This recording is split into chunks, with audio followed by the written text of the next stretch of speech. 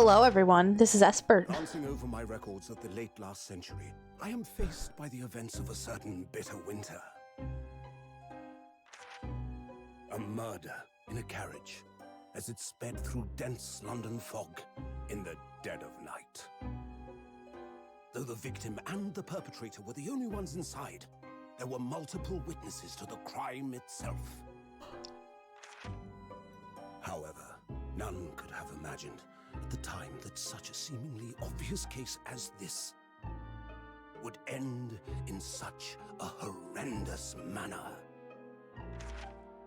My friend, Mr. Herlock Sholmes, once said of the incident, "I believe that perhaps that case was indeed the prelude. The beginning of a long concerto that impressive Japanese student and I were to play together." Once again, hello, this is Esper, and we're back here on the Great Ace Attorney. Hopefully, we are not framed for this crime again. Amazing. Is this really? Hello, Air Machine. Yes, it is early.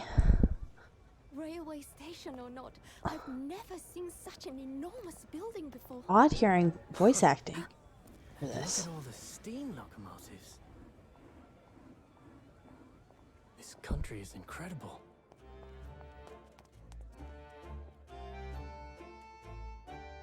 Is the audio loud enough for you?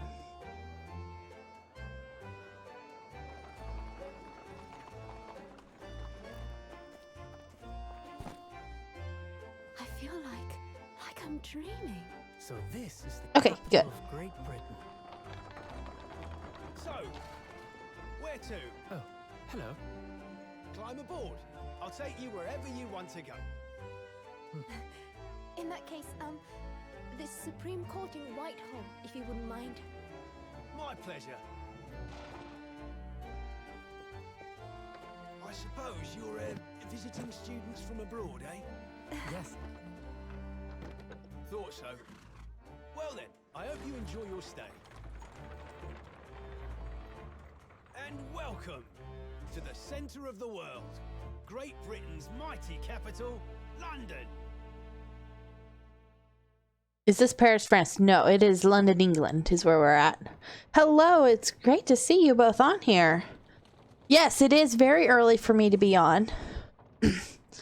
I had doctor appointment this morning, so my mother took little one, and so he's gone for the moment. So I thought I'd get in an early stream since I now have some free time.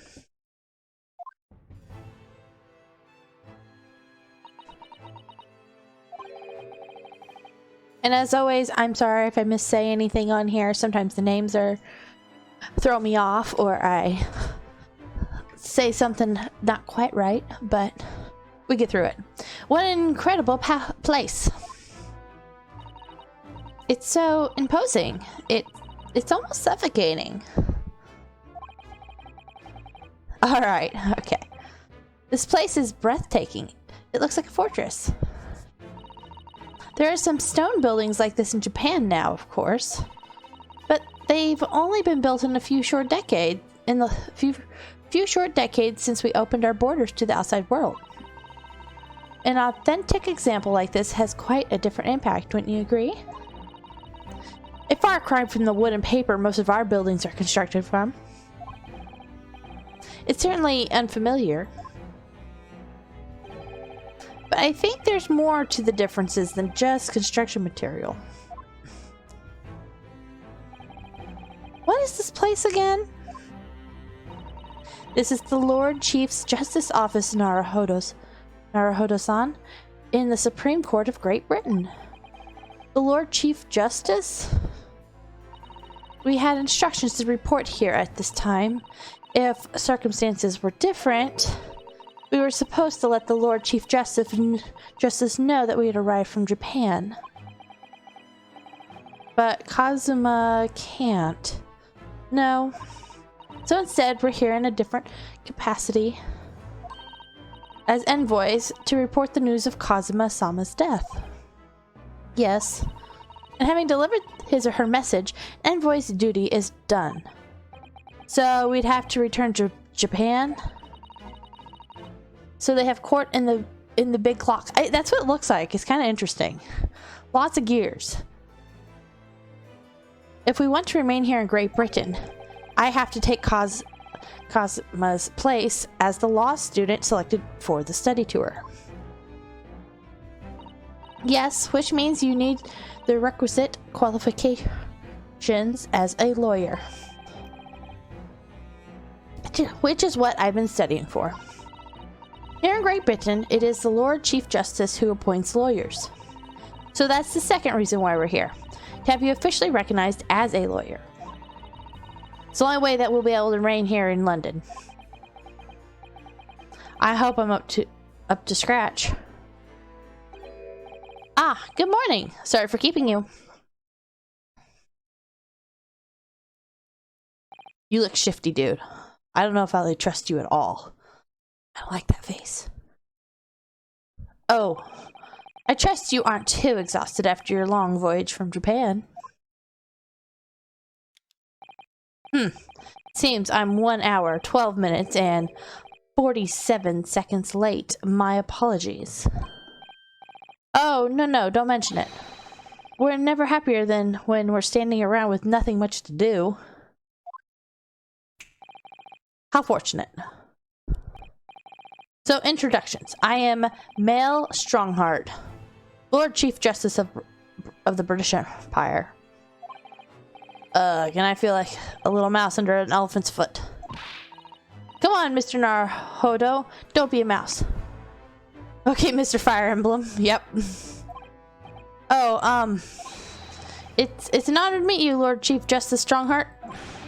I'm Rinosuke Narhodo from the Empire of Japan. Well, Mr. Narhodo, welcome to London, the capital of our glorious British Empire. Ah, yes, thank you.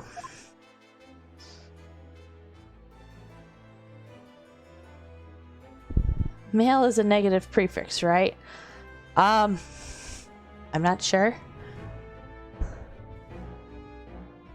I think it was his first name, wasn't it?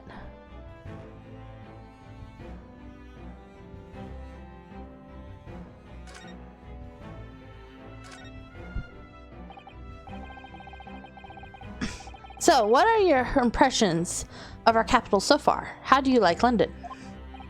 Oh, help! I've been so nervous ever since I got here that I can't remember a single thing about the city. It's simply splendid, isn't it, Mr. Naruhodo? Oh. We had a wonderful view of some of London's streets from the carriage on the way here from the station. Everything is so impressive and grand. I must say I'm almost lost for words. I'm glad to hear you like it. The city boasts tramways, piped water and gas, even cables supplying electricity. We spearhead every revolutionary new technology in the world. Every visitor to London is astounded.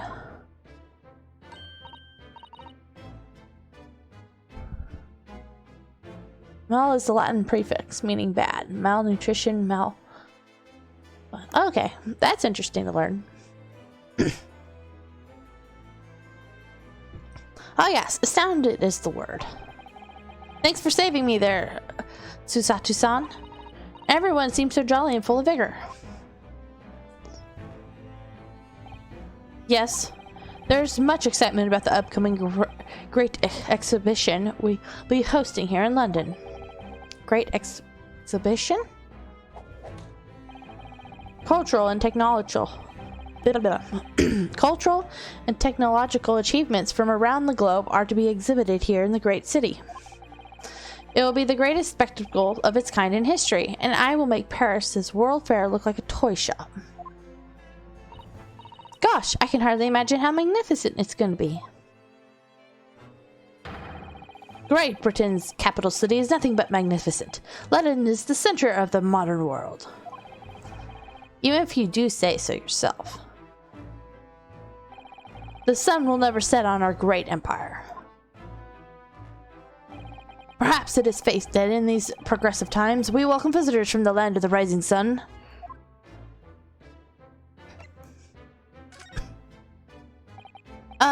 Lord Chief Justice. I think you were expecting a student of law for this study tour, weren't you? Absolutely. A Mr. Kazuma Asanagi, if my memory serves. That's right. The British government has already been telegraphed a full report of the situation. I understand the young man lost his life aboard the steamship bound for our shores. That's amazing. The news reached him before we even arrived? My country naturally extends its deepest condolences to yours. Oh, thank you. And you who honored his appointment specifically to inform me of the news? Yes. We are here in the capacity of envoys from Japan to report the sad news in person. They tell me you Japanese are people of protocol and courtesy. I see that it's true. And it is with some regret that I must inform you that the death of the young lord means the study tour arrangement can no longer proceed. If you would just hear us out, Lord Strongheart. What do you have to say, madam? It's about the study tour. Mr. Naruhodo here would like to make a proposal. Would he now? Well, Mr. Naruhodo, this is it then. The moment of truth.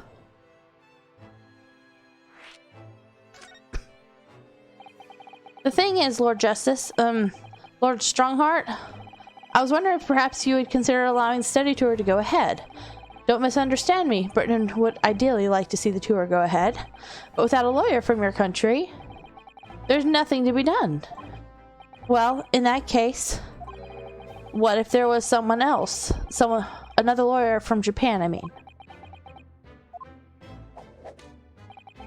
Is there something I don't know? Only a single lawyer was invited to Great Britain from your country, and that was Mr. Asagi. At least, that is what I've been led to understand. Well, the thing is, this really isn't going well at all. I just can't seem to find the right words to say to this man. Mr. Naruhodo. I could ruin things here if I'm not careful. What am I gonna say? If there is someone else here from Japan who could be described as a lawyer, it's... I don't have a lawyer pin. I'm not a lawyer yet. He's got to make me a lawyer. It's me. I can do it. Is that so? I mean, I don't actually have any qualifications as such, but... No qualifications, you say? Yet you still claim to be a lawyer? I have acted as a lawyer in court before. Only once, as it happens. And I had Kazuma to help me, and I was the accused, but glossing over the details. I've been spending every spare moment on the journey here to Great Britain studying. I've learned all about British law and court proceedings while I was on board the SS Bura. Should have taken Asagi's pin. Oh, poor Asagi. I don't know if he had a pin either, though. The voyage from Japan is some 50 days, I believe. Not what you might call a full education. To become a qualified lawyer here in Britain, not only do you need a university degree in law, you must also complete several years of training. I realize it's far too short a period of time. I mean, it would have saved us the trouble. It would have. But I can't just go back to Japan. Mr. Asagi's journey had only just begun. Coming here on the study tour was all he thought about. I have to carry on and do everything he planned to do. I know it must sound like I have an overly inflated opinion of myself, but I would do anything to prove that I have what it takes, any test you care to set me. Just one chance, that's all I'm asking for. Please. 31 seconds. Sorry? Your opening statement there, Mr. Naruhodo. It was 31 seconds long. Not too brief, not too protracted. A perfectly judged appeal, I would say. Which is a skill that would stand you in a good stead as a lawyer. Oh, thanks. So, you're willing to put those words to trial, are you? Well, I'm all for entertainment. Huh? But let me ask you one thing first, sir. Yes? You say you intend to do everything Mr. Asagi planned to do. Are you firmly set on that path? Well, yes, that's my intention. I see. Am I imagining things? Or did his expression just alter a fraction there all of a sudden? Very well. You have your wish. I'll give you a chance. A test to become a specially certified lawyer. Whether you pass or fail, certainly. Whether you pass or fail is entirely down to you. Really?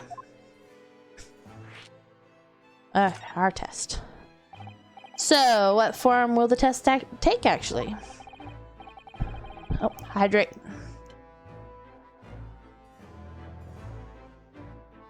Thank you, thank you.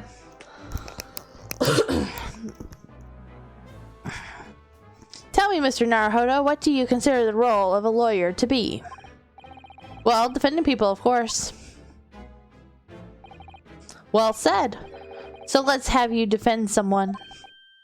I'm only used to defending myself. That's all I've done so far. I've saved my own butt twice. Your timing is perfect. In fact, there's an app trial about to begin later today. No advocate has been appointed for the defense as of yet, so this will be a welcome news. Today? Straight away? If you manage to secure a verdict of not guilty, you'll have passed my test. Seriously, already? Yeah. What could be simpler? The fact that we don't know this case at all, don't know the person. I guess we speak English because we're talking to this guy. I was gonna say might have a language barrier, but how do I get myself into these situations? You said you wanted to do what Cosmo would have done. Well, could I ask what sort of trial it is, Lord Strongheart? It's a murder trial.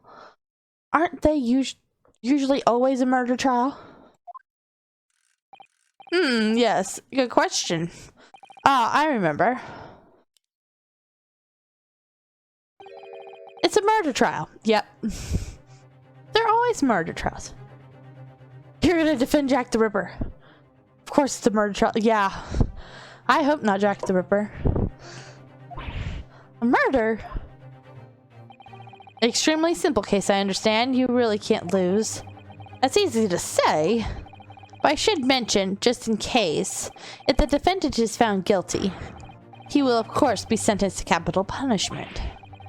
Capital punishment? He'll be put to death? Here in Great Britain, murderers are sent to the gallows without exceptions. Presumably, you read that much in your short, sea-based introduction to British law? We can't possibly agree to such a test.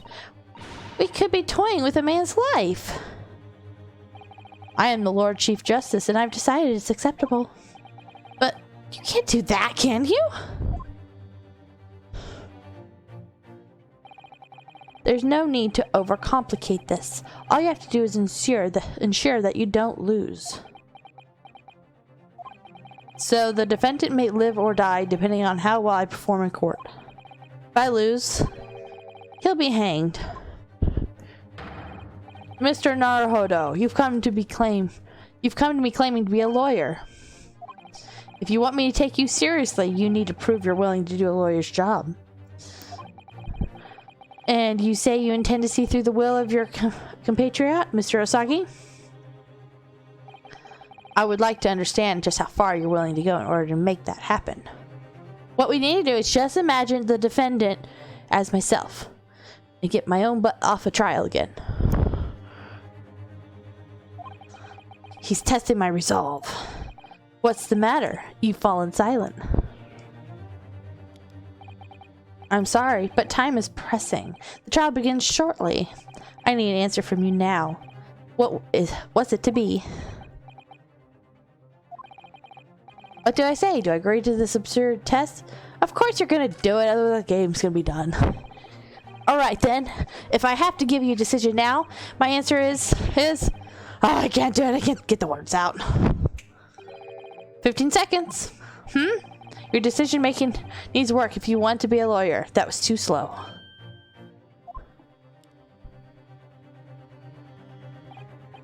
So, it's as I suspected, isn't it? Sorry, you have noble intentions, but lack the resolve to see them through. The test is cancelled. Thank you for stopping by. Go and acquire your ticket for passage back to the east tomorrow. This conversation's over. Yes, Lord Strongheart. Thank you for offering me a chance. Mr. Naruhodo. I'm so sorry, Miss Susato. But what could I do? Susato. I can speak right. It's alright, I understand. You do? It's not an easy decision to choose whether to defend a man in these circumstances. I did click the right button, right? He just didn't speak right. But resolve has absolutely nothing to do with it. Miss Sus. Well, she's kind of the May of this group. I don't think she's gonna... I don't suspect her of doing anything, though we had to get May off a trial a few times in the other game. At least once. I think twice. What are you trying to say, madam? I think what Miss Susato means is that no matter how badly I'd like to be recognized as a lawyer and stay here in Great Britain, to risk another man's life by treating his one and only chance on trial so trivially would be utterly unforgivable. I feel exactly the same way. I'm sure the defendant won't see his trial as a test, some kind of experiment.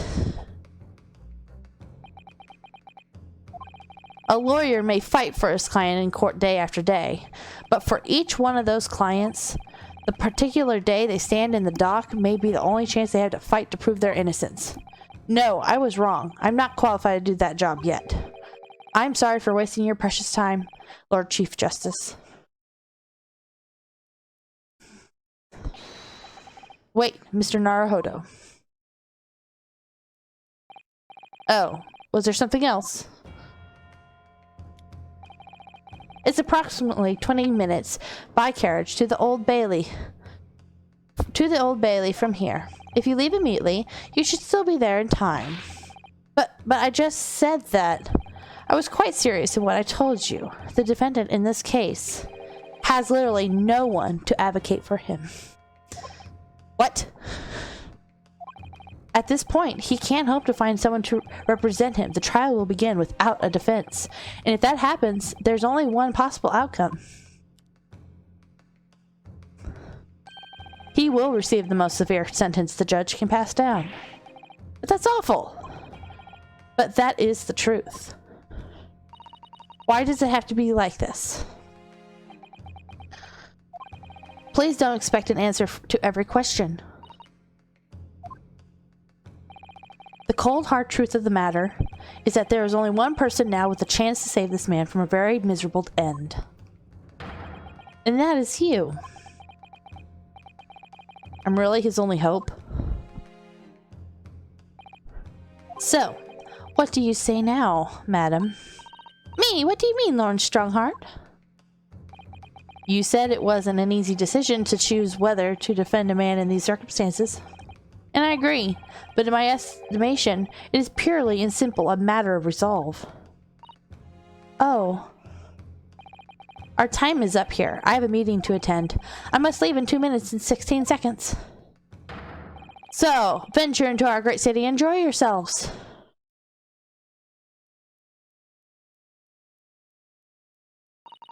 He's gone. The Old Bailey. If we're going to do this, Mr. Naruhodo, we must leave at once.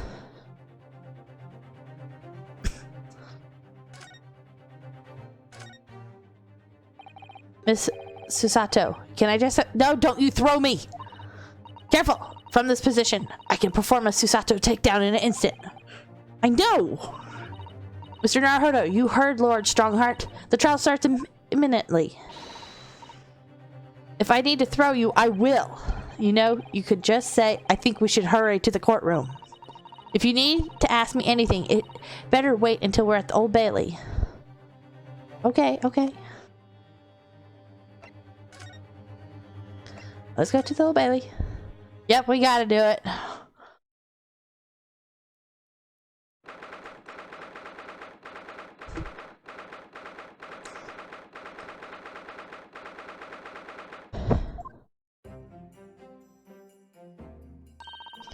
Oh, thank goodness, we're in time. There's still 15 minutes until the trial begins. I never knew a horse-drawn carriage could go so fast. I thought my teeth were gonna rattle loose. Did you hear that? What I said to the driver when we climbed aboard? Yeah, that's to our destination. 5 minutes, driver, and there's a guinea in it for you. Uh-oh. Hopefully she gave him a guinea. It's one of my favorite lines from the Herlock Sholmes stories, and it worked quite perfectly. I'm not sure why you're so pleased. I thought we were gonna die. We had to pay gold for the privilege. Well, at least we arrived here before the trial started. Yes, I suppose there's that. Anyway, I don't understand it. The court clerk said the defendant should be here. But there's no sign of him at all. I'm lurking in the background. I'm making a teddy bear today. Oh, okay. Is the teddy bear for someone special? So this is the Old Bailey. Even his room for defendants to wait in is grand. Are you alright, Mr. Naruhodo? I'm feeling tense, that's all. This place gives me the same sense of foreboding that I remember from the Supreme Court in Japan. An impressive air, almost as if the building itself is going to crush whoever is about to be sentenced. Feels like only yesterday that I was the one about to be crushed.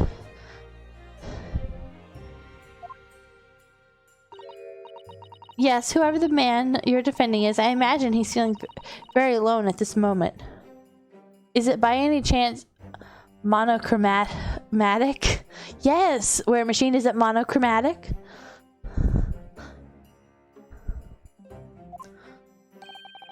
Top of the morning to you, madam. Sir? Who are you? What are yous doing? Follow me here. Things are fair desperate, aren't they? Sorry? Would you look at those expressionless faces from the east, are yous? We're from Japan, yes. Ah, Japan it is, right? Say no more. So, how much do yous need? No, we're here because... No need to explain, fella. I've been here myself, so I have. No place to go, nothing to eat, barely a penny to your name, and all while in a strange faraway land. Well, actually, we haven't found a place to stay yet, no. 'Tis grand, 'tis grand. You're suspicious, dude. Let me start by giving yous 1,000 guineas. Say nothing now. 1,000 guineas? Please, Miss Susato, you don't have to shout. But 1,000 guineas is enough to build an entire mansion in the most prestigious area of Tokyo. Not making a Monokuma today. Ah, why not? You should put that on your list of things to do. What? 'Tis nothing to me at all. I like to ensure I have sufficient funds to weather a rainy day, you see. I have enough wealth to buy at City of London 2 or 3 times over. Could that much rain even fall in one day? Well, even so, we couldn't possibly accept such a large sum of money. Ah! That hit me in the eye! Don't get me wrong, fella. I'm not giving it, no strings attached. I'll be wanting you to do something for me. Oh. To be honest, 'tis a little embarrassing. The trials that's about to begin, you see, it's for me good self here. I'll be in the dock. So now, what I want you to do is come along with me and stand there beside me. Officially, you'd be my lawyer, but that's just a little detail now. Oh, well, the thing is, don't worry about the thing. All you have to do is stand up there next to me, nothing more. Otherwise, you see, the trial's going to start without me having any kind of representation at all. He's committed tax evasion. I think it started off the clip saying that, well, it's a murder trial of some sort. It started off with saying, Herlock Sholmes, them talking about, someone getting, like, murdered in a wagon, I think. So it was true. The Lord Chief Justice wasn't just making it all up. I'm terribly sorry to have to ask, but does that mean you're the defendant in this trial? Bluster and blazes, do yous not know who I am? Me, one of London's biggest names? Death is a tax. No, sorry, we've only just arrived in the city, you see. I see. I suppose it isn't altogether impossible. Well, just next to Hyde Park there in the center of London is another beautiful park. Sorry, a park? What? Just called McGilded Park, full of blossom flowers in the spring and singing birds and whatnot. It's my death and taxes game. Yes, death and taxes. I donated it to the city, so I did. An entire park in central London? A city of smiles. That's my vision for London. There's nothing Magnus McGilded wouldn't do for the city and its square old people. That's amazing. I mean, really extraordinary. But now they've the gall to say I'm a good-for-nothing criminal. Me, Magnus McGilded. What is the matter with the London police, I ask you? Alright, don't pass out. Mr. Naruhodo. Perhaps now would be a good time to introduce ourselves while the gentleman catches his breath. Good idea. Mr. McGilded, the thing is, we're actually here in London to study British law. We're law students on a study tour from Japan, you see. So if you don't have a lawyer for the trial yet, you'd be happy to put yourself in our hands. We'll do our best. What was I after saying? What was I after saying, you daft idiot? I've given you 1,000 guineas, stand up there next to me, haven't I? Well, yes, but I wasn't really offering to just stand up there next to you. Oh, I think I see what's going on here. Sorry, I know what you're thinking. This Chancellor fella claims to have more money than the Queen. But if that's true, why the blazons can't he hire the finest lawyer in all England? Because he did it. That's the only explanation. Well,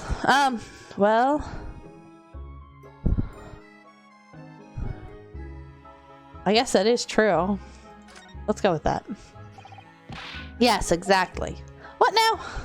Well, like you said, if you have all that money, but you don't have anyone represent you in court, there's no other logical conclusion than that you're guilty of the charges. Oh, no, that might be the wrong thing to say. Is he gonna laugh at me? Well, you call a spade in the East, so you do. Oh, I'm sorry. I didn't mean any offense. Still can't express myself very well in English, you see. I'm never sure what's acceptable to say and what isn't, so... Is that so? Because you sounded fluent enough when you were telling me what a blackguard I must be. That dude is strange. They're all strange in this game, though. There are so many strange people. Oh. So many strange people. I'm terribly sorry. Well, he found me humorous, at least. I can't say that I blame you for tinking it, fella. It is a little strange, to be honest. Hey, at least this guy doesn't have a baby on his back that steals stuff. Like in the first chapter. Or maybe he does under his hat. He's just a little silly... Silly what? Why, you don't have a lawyer. I mean... That would be the fault of the Reaper. Sorry? Did he just say Reaper? What do you mean? Oh, okay.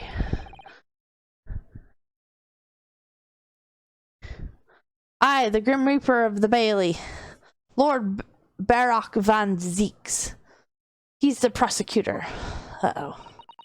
The prosecutor is the Grim Reaper? When Van Zeek stands for the prosecution, they call the accused his sacrificial lambs. And to this day, in every single trial in which he's been the prosecutor, the accused has been... Yep. What? So it's reached the desperate situation where there's no one willing to stand in defense against the fella at all. So far, it has a lot of the same feel as Phoenix Wright. You start off not being like the one in charge, and then the person, your helper that is in charge, ends up getting killed, and then now we're about to meet our person that's never been defeated. And I wonder if we'll become friends with him. We'll see. I heard Reaper, and my mind immediately went to Jack the Ripper. Never know. Ooh, Leader said Jack the Ripper earlier, too. Goodness, Lord Barak Van Zeeks. He must be an exceptionally talented prosecutor, then. Talented isn't the word you're looking for, madam. It's cursed. Cursed? What on earth? The defendant is summoned in his counsel. Please make your way into the courtroom. Trial is about to begin. His counsel? That would be me. Oh, 'tis time. Well then, fella, don't let me down. But I don't know anything about the case. You haven't told me what happened.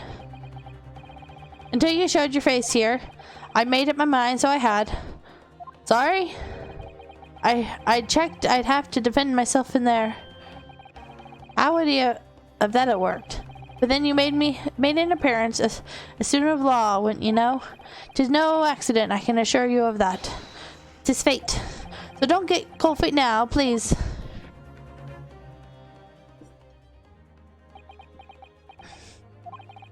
I literally know nothing about the case, or about this man who stands accused.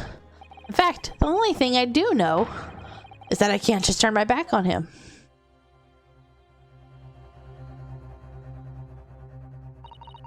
Mr. Naruhodo.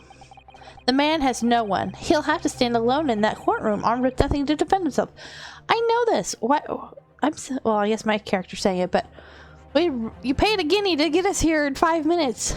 Let's just walk in. Yes, something that Cosmo would never have allowed to happen. Counsel for the defense, what are you doing? If you're late for the start of the trial, you will lose your right to stand. I'll be right there. It's happening then.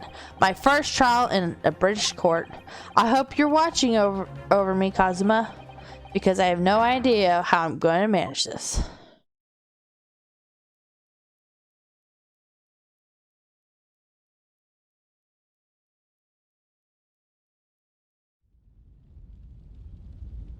That looks a little foreboding.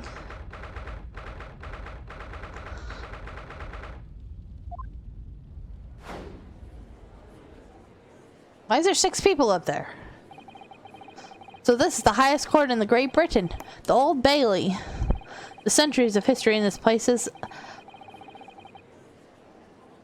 palatable, isn't it? It's so different to the Supreme Court in Japan. It feels both imposing and serene at the same time. I don't know if that's a jury. Maybe. But probably so, because there's another seat up there. It just seems weird, because all the other courts we've done, there's only been one person. There's only been the judge. It feels both imposing and serene at the same time. The atmosphere almost makes words redundant. Whatever the contrary. Determining a person's guilt or innocence is always a solemn affair. May I say something, Mr. Naruhodo? Oh yes, what? You're shifty. Your eyes look ready to pop out of your head again. I know, but I just can't help it. Yeah, but this is England, not Japan. True, but Phoenix Wright didn't take place in Japan, I don't think. And they only had the judge. Where did Phoenix Wright take place? They didn't have Japanese names in that.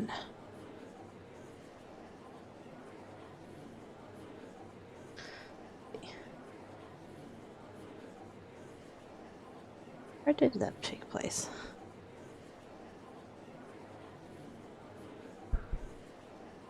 It did take place in Japan? Okay. This one, it just felt much different in this one because it was a hybrid American, because no one's names were was straight like Japanese names. They had easier to read names.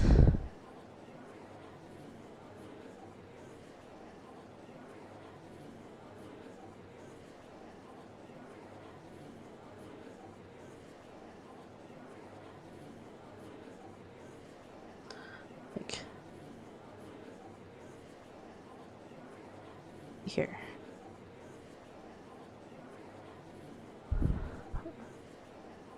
Where does... Right.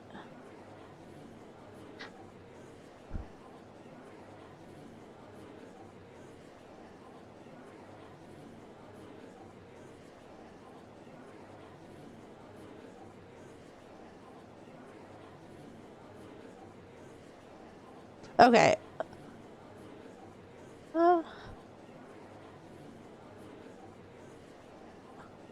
Okay, so originally it's a Japanese game, so it took place in Japan, it says, but when they localized it here in America, it says it's supposed to be actually in America then. Is what Google says. So it's kind of, it's some hybrid thing. So that's why it's throwing me off. They didn't have Japanese names in the localized version of the Phoenix Wright game. So, but that still would be strange. I guess that still makes sense though. They only had the one judge instead of a jury there. I didn't realize it was supposed to be Japan. I know, but I just can't help it. Uh-oh, he looks like a vampire. He's Santa! In the name of Her Majesty the Queen, I hereby declare this court to be in session. We are here today to determine the guilt or innocence of Mr. Magnus McGilden. I now call upon the counsel for the prosecution and defense to declare their willingness to proceed. The prosecution is fully prepared. Alright, bye, Ulu Leader. You have a great afternoon. I have a vampire. That must be the Reaper of the Bailey. He really does look fully prepared to dispatch his next poor victim to the underworld. He does, kind of. Counsel for the defense. You appear to be Eastern? Do you speak English? Huh? Oh, yes, of course. Sorry. But he asked if the defense was ready. I couldn't be further from ready if I tried.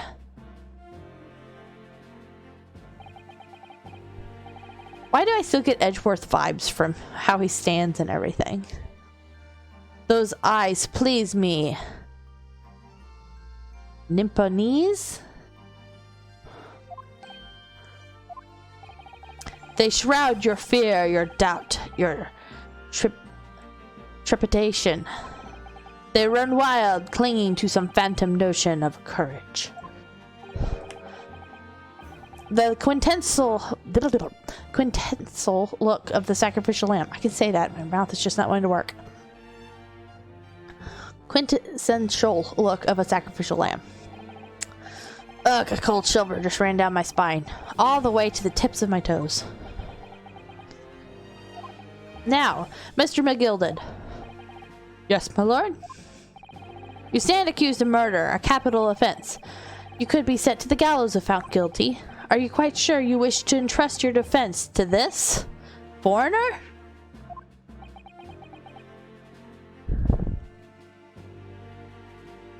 The prosecutor's definitely a vampire and the judge is definitely Santa. Yes. As I've always said, my lord, 'tis a grand thing to give opportunities to the young. Even if the fellow is a student from some little island off of the Far East. It is not the British way to ignore the dangers to yourself and give these less fortunate a fair chance. I'd like to think that acts of chivalry do the greatest British Empire proud. Listen to Mr. McGilded. What a fine gentleman London has, but it's going fast without me. You hear that he donated 5, but it's going fast. It seems as though everyone in the public gallery is firmly behind Mr. McGilded. That's definitely welcome news, and he certainly has a way with words. I'm surprised he couldn't convince anyone to defend him. Eloquently put, Mr. McGilded. The most laudable sentiments. Now, ladies and gentlemen of the jury, I am sure I need to hardly remind you that you 6 members of the public have been selected for impartiality. Are you ready to proceed? I bet all of them are partial in some way or another we find out. That is my guess. I don't know about you. You have a knife. You... cranky. You look like you're gonna feed someone. Yes, my lord. If the task is to send rotters to the gallows where they belong, I'm more than ready. At the manor, his lordship always says we should dispose of rubbish promptly. Naturally, I agree. The dude is just casually just tossing that knife. Yep. I don't like it. His face screams like he's gonna do something sleazy or something. I don't know. Any criminals here will soon be wishing they never set eyes on me. She ignored us. I feel a chill. Okay. Oh, don't mind me, dearies. I'm just getting on with my knitting. Just finished these mitts for my grandson. That face screams that he freaking did it. Possibly. Mr. Naruhodo, those people are the jury. Yes, this is something we don't have in Japan yet. That's right. I've only ever read about it. But here in Great Britain, the court's final verdict depends on the opinions of these jurors. So I gotta convince all of them. The judge patches sentence according to the law, but the jurors determine guilty based on common sense. So the defendant is ultimately judged from 2 complete different points of view. But how exactly do the jurors give their verdicts? That I don't know. But I'm sure it'll become clear as the trial progresses. Yes. Prosecutor Van Zeeks. My lord. It's been a number of years since we've seen you here in the courtroom. I thought you renounced your fame. I'm known as the Reaper of the Bailey, my lord. Infamy rather than fame, I would say. But yes, 5 years has passed since I last spread my wings in this capacity. Dude. Go turn into a bat somewhere. So, what brings you back? Is there some change of circumstance of which the court should be aware?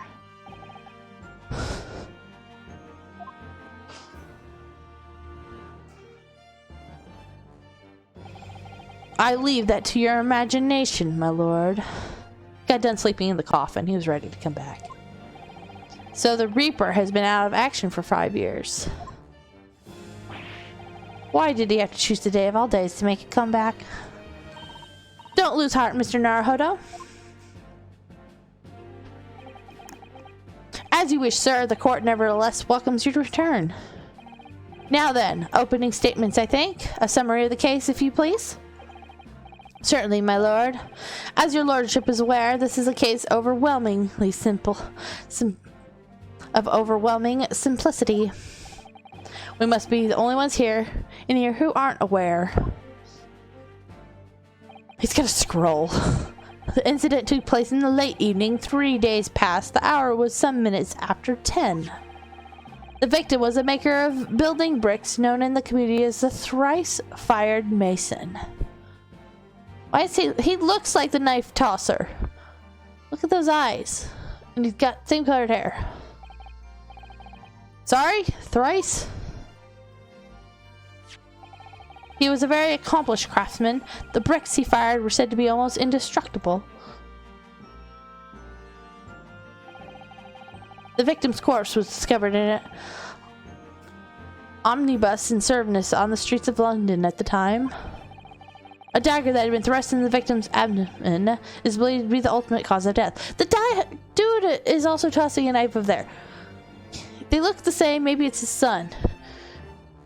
I'm sure that's everywhere. It's probably very incorrect, but... Here's the autopsy report from the investigating medical officer of Scotland Yard.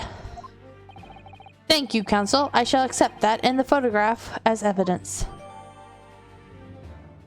Cause of death is internal hemorrhaging as a result of a single stab wound. Okay. And one further item of evidence. The prosecution wishes to submit these as well. And these are... Is that blood, Counsel? Yes, my lord. Saved by a policeman who arrived at the scene. These gore-soaked gloves were taken from the hands of the accused when he was arrested. What? Mr. McGilded's gloves had blood on them?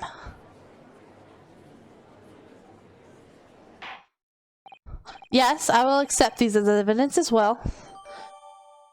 Whatever gloves the defendant was wearing at the time of the incident. There's a blood stain on the right glove. Please tell me that our dude is left-handed. How did it get into this? How did I get into this? I'm backed in a corner before I even started. Continuing. According to the driver of the omnibus, there was only 2 passengers traveling inside his vehicle at the time. Only 2. Obviously, one of those passengers was the deceased brickmaker, Mr. Mason. The other was the accused, Magnus McGilded. Well, rather circumstances, to say the least. Defendant, what say you? Well, of course, I have no recollection of such a thing. Mr. McGilded! To be sure, I rode the omnibus that evening. But whenever I'm in a carriage, I'm taking it with a fierce tiredness. I always succumb to it. Are you claiming to have been asleep? Hey, that was our excuse in the last one. I fell asleep in the wardrobe. 'Tis the motion of the carriage, my lord. Litten, so it is. And when I opened my eyes again, 'twas a desperate sight before me. The body of a man I've never laid eyes on before in me life. Now I ask yous, what good-hearted soul wouldn't rush to help a fellow bleeding from his stomach? I wasn't about to start worrying about me gloves now, was I? I reached out to give the man a hand. So the blood got onto the gloves then, after the man had been killed. Unfortunately, that statement of the driver's is only the beginning. What? That's not all of it? There were multiple witnesses to the precise moment in which the brickmaker was fatally stabbed.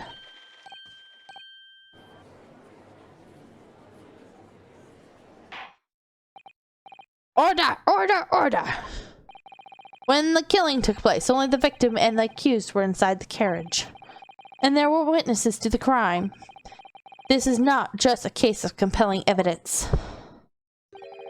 It's the nail in the coffin for the accused.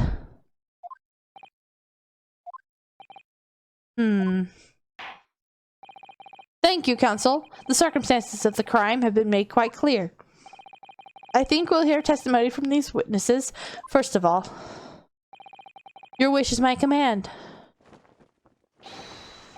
Bathlin, bring the witness in at once.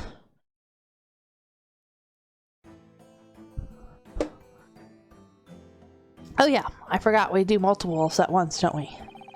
We didn't have an actual trial set up for the last chapter. Witnesses, your names and occupations. My name is, well, everyone calls me Beepo. I drive an omnibus in the East End. Bruce Fairplay. I'm a banker in the city. My name's First. Lady First. I make hats for gents. Ladies first? Is that what that joke was? Let's begin by confirming the facts. 3 days ago, at a short time after 10 o'clock in the evening, all of you present in the stand were in an omnibus and witnesses to the aforementioned incident. Is that correct? Yes, sir. Quite right. Yes, sir. That's right, sir. Very well then. Let's proceed to your formal testimonies, please. Each of you will tell the court precisely what you saw.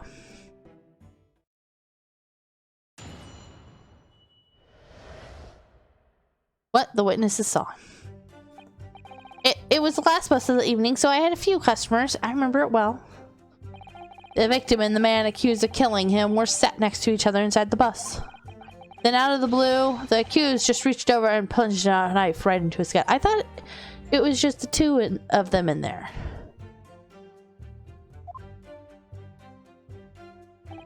That's right. He stabbed him. I screamed, I did. I couldn't help it. As soon as I heard the scream, I stopped my bus. And then I saw two.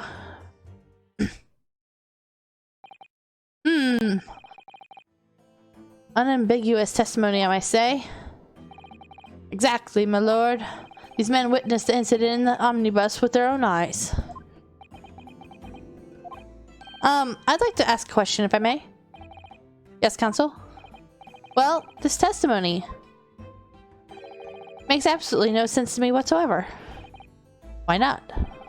Well, the incident took place inside a moving carriage, didn't it? As has been clearly stated by the onset, yes.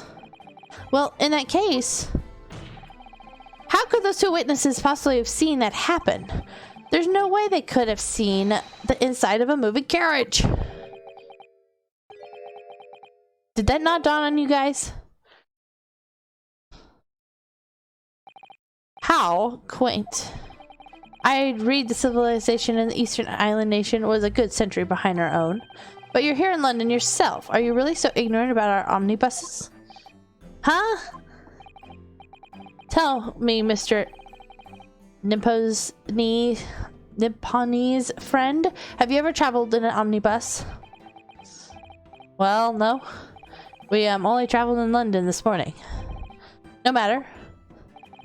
I've arranged for us all to see for ourselves the actual scene of the crime, that is. What? Do you mean actual scene? How? A carriage is designed to be moved, after all. Presumably you understand that much. Yes. Omnibus in which the bloody crime took place is here today in this very building. Here? What? The entire carriage? Bailiff. Bring forth the stricken omnibus.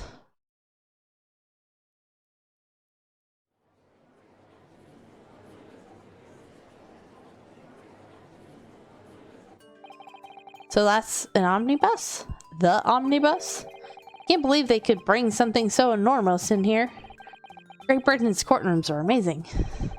As you can see, the omnibus is pulled by 2 horses and can carry up to 8 passengers. 4 passengers seated inside in the enclosed cabin, another 4 on the rooftop deck above. Every Londoner knows that the best views of the city architecture and sights are to be had from the top of the omnibus. And I should point out, our foreign guests, that there is a skylight in the roof allowing the view of the interior from the seats above. Ah, skylight. Oh. The penny drops at last, I see. These 2 gents were occupying the rooftop seats on this omnibus when the murder took place. That is how they came to witness the grim incident. Through the skylight. That makes perfect sense. Well, counsel, this is a first. In all my years behind the bench, I've never experienced a crime scene itself being brought to the courtroom. There are a number of important clues remaining inside the carriage, my lord. I'd like to submit the omnibus itself as evidence. That is the prosecution's wish.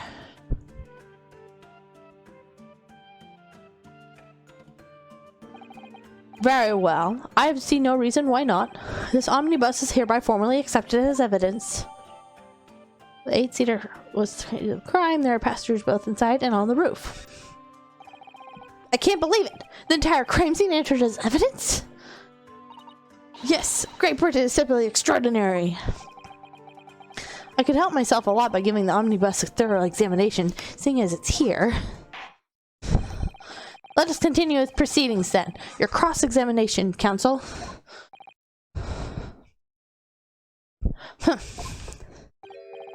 Pray don't expect the Nipponese stray to understand the intricacies of British courts' cross-examination rights.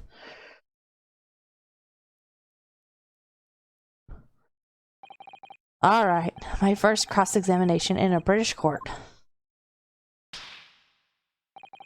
Focus, Rinosuke. Focus. If I remember, I haven't actually done the first chapter with the cross-examination since February. It has been the last... It was the last bus of the evening, so I had a few customers. I remember it well. The victim and the man accused of killing him were sat next to each other inside the bus. Then, out of the blue, the accused just reached over and plunged a knife right into his gut. That's right, he stabbed him. I screamed, I did. Couldn't help it. As soon as I heard the scream, I stopped my bus, and then I saw it too. Alright, so when it happened, the only two people in the closed cabin area were the victim and the defendant. And so help me, 3 whole people witnessed the man I'm trying to defend do the deed. I don't like to be pessimistic, but we do seem to be in a rather difficult situation here. Ugh. What am I supposed to think here? Is Mr. McGilden really innocent? Or could it be... Before we jump to conclusions, our first task should be to gather information. We need to understand the case much better than we do at the moment. Yes, you're absolutely right. Let's listen to those witnesses' statements again. A little more carefully this time. It was the last bus of the evening, so I had a few customers, and I remembered it well. Yes, I think it was sometime after 10, wasn't it? Oh, yes, sir. That's right, sir. Yes. Ever so cold. It was, sir. Freezing, in fact. And you had 4 passengers on board at the time. Is that correct? Oh, yes, that's right. Not all traveling in the same parts of the bus, of course, though, no. And there were no other passengers when the incident took place? No one alighted, for example? You're quite right with that, sir. No other passengers like that? No, none. Somebody had fled the scene of the crime, then. I have to say, the boss insists on it running. He does, every evening. The last bus of the day. But I do wonder sometimes if it's altogether worthwhile. Yes, sorry to say. What do you mean by that? Well, what with it being so cold and everything, only making 20 pences on the run, you see. Yes, I spend that much at the pub on the way home just trying to warm up again. Victim and the man accused of killing him were sat next to each other inside the bus. And you saw them through the skylight in the roof of the carriage? That's right. When you sit up at the top deck, the window's right there at your feet. There was a lamp on the inside, so I had a pretty good view. 2 of them were wearing hats, and I couldn't exactly make out their faces. But there's not a shred of doubt in my mind that it was Mr. McGilden. How can you be so sure? Well, how can I put it politely? McGilden is a gentleman of rather small stature. Could have mistaken him for anyone else. Let's not forget that when the vehicle came to a halt, the only people inside the enclosed cabin were the deceased Mr. Mason and Mr. Gilden. There's no room for doubt here. Ugh, I really wish there was. Then, out of the blue, the accused just reached over and plunged a knife right in his gut. Oh, I missed that one. That's right, he stabbed him. I screamed, I did. I couldn't help it.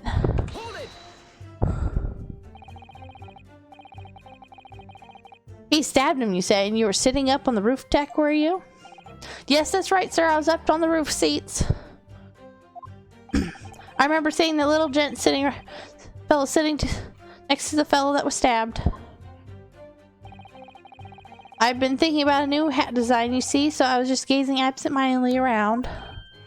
But then it happened. I happened to look down through the skylight.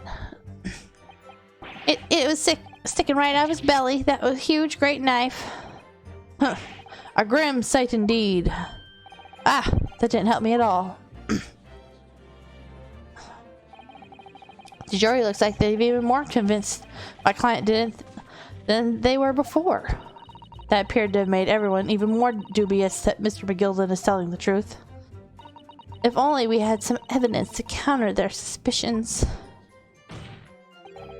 Mr. First. Oh, yes, sir. Is this the knife you saw? Oh, good grief, yes, that is. The very one, sir. Is that? Yes, counsel. This is the blade that was driven into the victim's belly like a stake through the heart. That is a blade of considerable size, counsel. It is, and furthermore, the scabbard is emblazed prominently with a certain initial. The letter M, which seems oddly familiar. Ugh, please, no. M for Magnus, perhaps, or McGilded, possibly. Take your pick. Seems this particular big name in London made a magnificent mistake.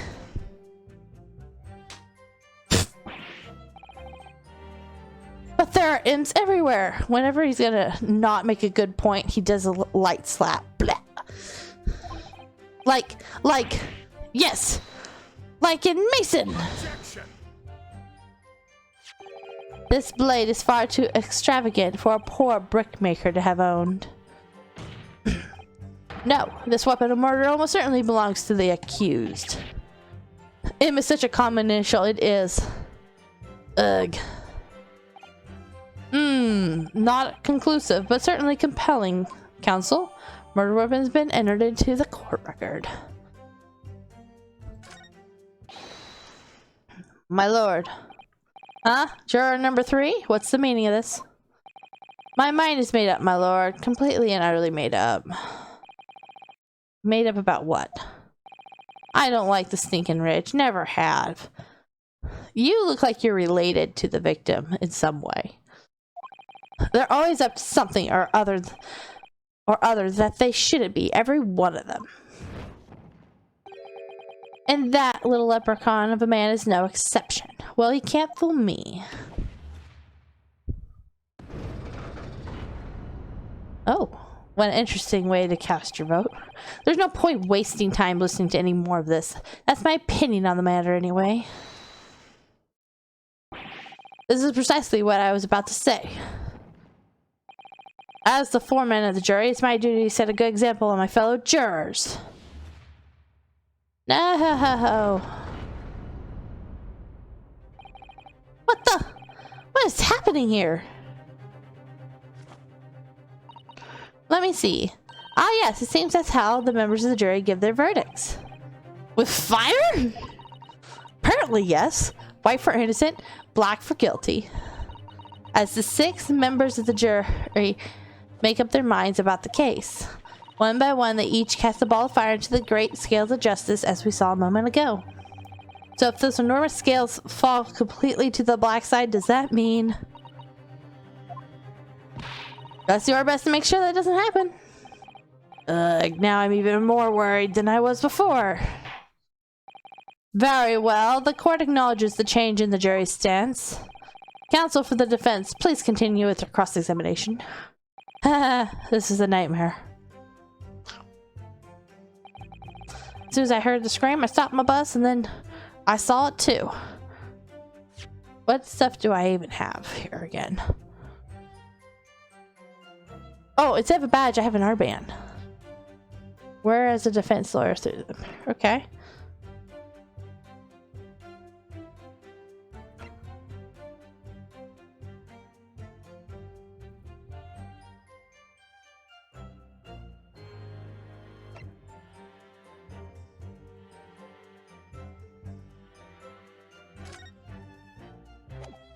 No, give it here.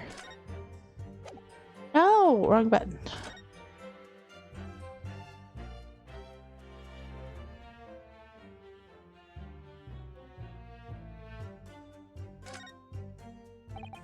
This is definitely blood, isn't it? Not the most pleasant sight to be confronted with on our first day in London. Well, nothing less will come of grumbling now. No, by the way, is Mr. McGilded right-handed? Yes, I believe so. He was toying with a coin in his right hand a little earlier. Ha, pity. If only he'd been left-handed. I think blood on either glove would be fairly incriminating, really. Okay.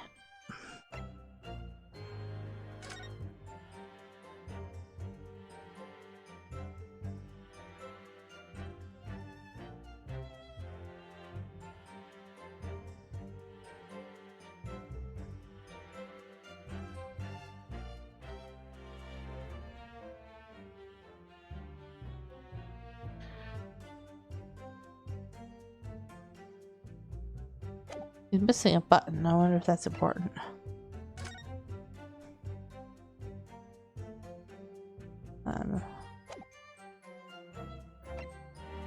Okay.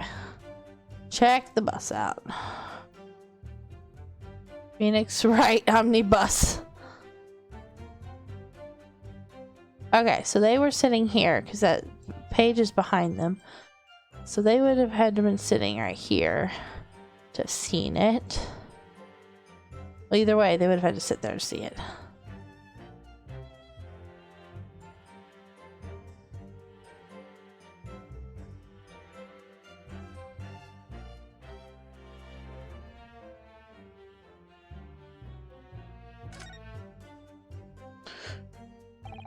You can certainly see inside the carriage through this opening, that's for sure.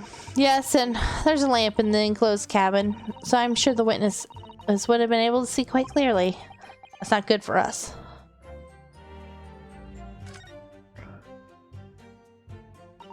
So this is the roof deck of the omnibus. Oh, you must have a wonderful view of London streets from up here. So people sit all the way up here on bitter windy nights with the cold air rushing past them? They have to pay money to do so? Brr! I can't imagine how cold it must feel. That just made me think of something horrible. Can you imagine being dragged around the city in the freezing cold as a punishment? Perhaps that is the real price you pay to stay out late. Here? So this is the... Okay, it's gonna be the same thing. Yeah.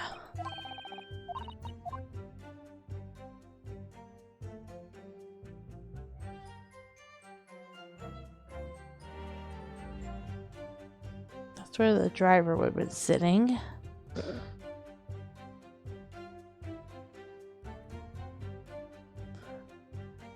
Omnibus, omnibus.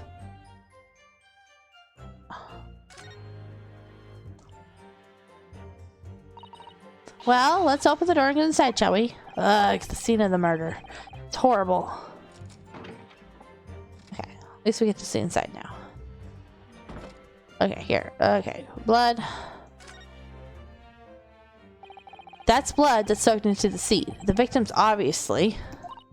Yes, and the seat would be clearly visible from the roof deck. Would you really stab someone in full view of other passengers like that, I wonder? Well, it was after dark, and there was a lamp on in here, so perhaps the culprit didn't see anything outside through the skylight. Whichever way you look at it, it doesn't seem like it was a planned attack.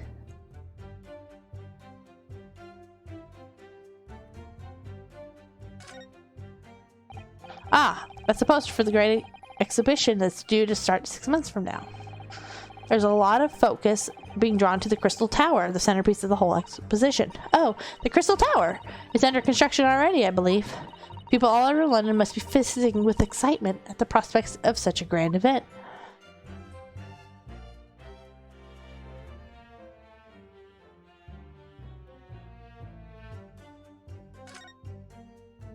This seat has a handle, it seems. Oh, you put your luggage in there. This looks like all sorts of equipment that might be needed to keep the omnibus running. Feeding tubes, tools to repair, wheels, blankets, horseshoeing tools. So it's a storage compartment for the coachman to keep his things, it seems. There doesn't seem to be any space for passengers to stow their luggage, that's for sure. Well, I don't imagine it'd be very convenient for that purpose anyway. This different? No, it's the same. Okay.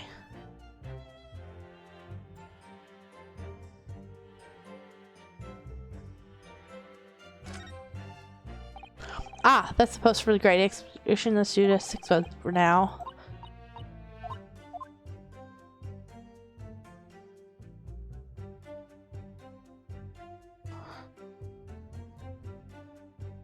Anything else? It's quite a large skylight, isn't it? Yeah, it's quite large enough for a good view into the cabin from the roof deck. And there doesn't appear to be a handle or catch of any description. So I suppose it can't be opened from inside the cabin at the least. Okay. I think we looked in here. Have we seen enough? Let's step back aside then. Anything else?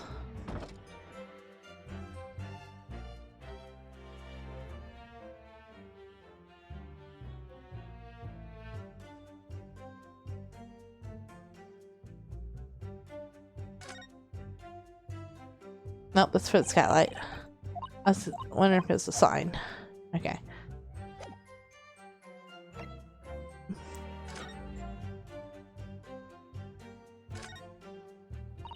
That part is the sheath, isn't it? Are you alright, Mr. Naruhodo? No, sorry, yes. I just don't really like blades. Oh. Those don't seem like the words of a man with a large katana slung to his waist. It's not a blade, that's a Cosmo's soul. Anyway, there's no sense in delaying it. Let's see what the blade looks like. Oh, blood all over it. Ugh, that looks a lot like blood. Surely is blood, the victim's. Ugh, an Englishman's blood looks a lot like Japanese man's blood. Did you think it wouldn't?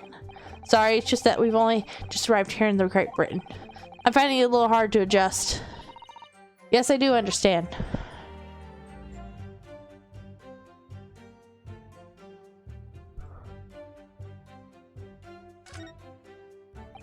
An ornate letter M, undeniably Mr. Magnus Milgilda's initial. And it's beautifully gilded too. It must be very valuable, I would think. Ah, what is it? Look at this M. If you turn it upside down, it looks like a W. This could change everything.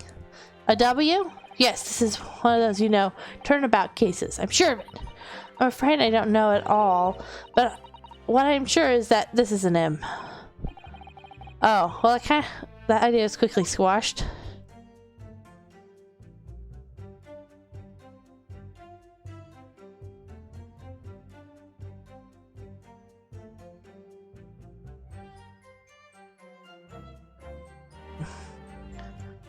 No, nothing else. Okay. Let's get to the next. Alright, so when it happened, oh, oops. So help me. 3 whole people witnessed. Yep. We've read this already.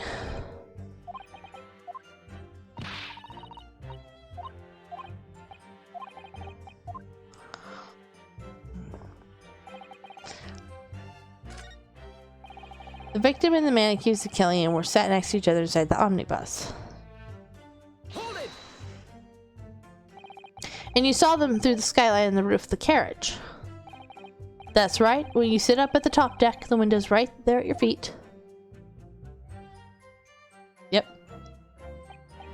There was a lamp inside, so it was a pretty good view. Yep. We read this part. How can you be so sure? Well, how can I put it politely? Guild is a gentleman of rather small stature. I couldn't have been mistaken for anyone else. Yeah. I want to hear the sentence I missed. Next one. Then out of the blue, the accused just reached over and plunged a knife right into his gut. You actually saw the exact moment it happened. Didn't I already testify to that? Or are you fair dinkum working hard city bankers not considered trustworthy these days?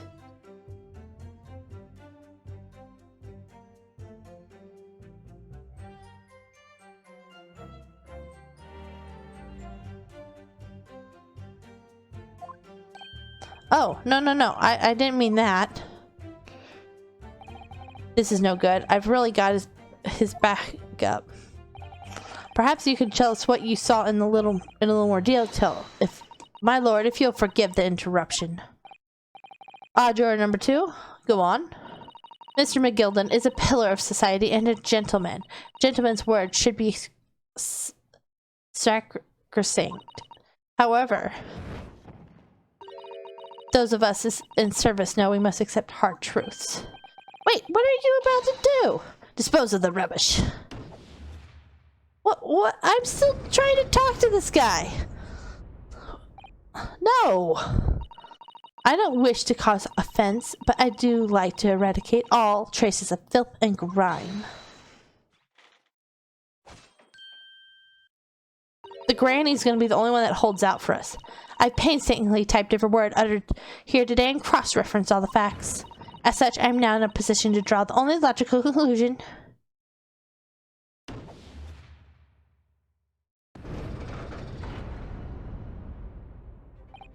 Not again.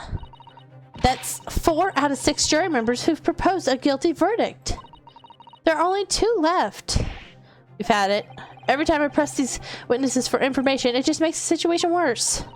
Nevertheless, what we need more than anything at the moment is more information. We're still very much in the dark. I suppose I'll just have to keep pressing for the witnesses, knowing that more sparks may well fly. We mustn't give up hope that we'll uncover something that will give us a way to fight back. But, alright, I'll keep trying. I can't give up.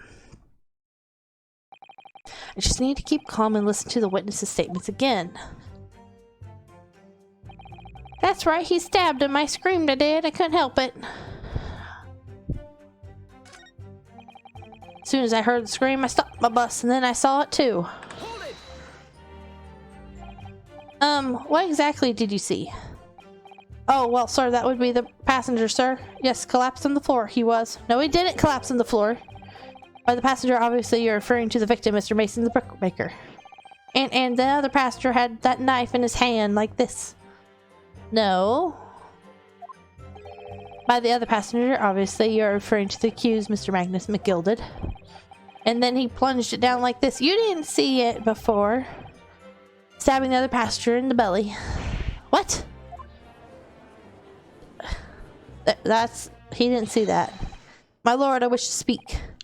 Yes, juror number 5. Do I take that you too, as the master of the London Guild of Coachmen, the idea of a murder being committed in one of the city's carriages is utterly abhorrent to me. It wouldn't be right to make a decision before hearing all the facts, though, I said to myself. But I have heard enough now. The horse has bolted, as they say. No, please just keep an open mind a little longer. Gee up now, Silver Blaze. The finish is in sight. Oh, that granny's gonna hold us on, though. Beepo is a long-standing member of the guild. I trust what the man says. Oh, thank you, sir. You're too kind, sir. Ugh, this is too unkind, sir. Which now means that 5 jurors agreed to condemn this man. Just keep knitting, ma'am.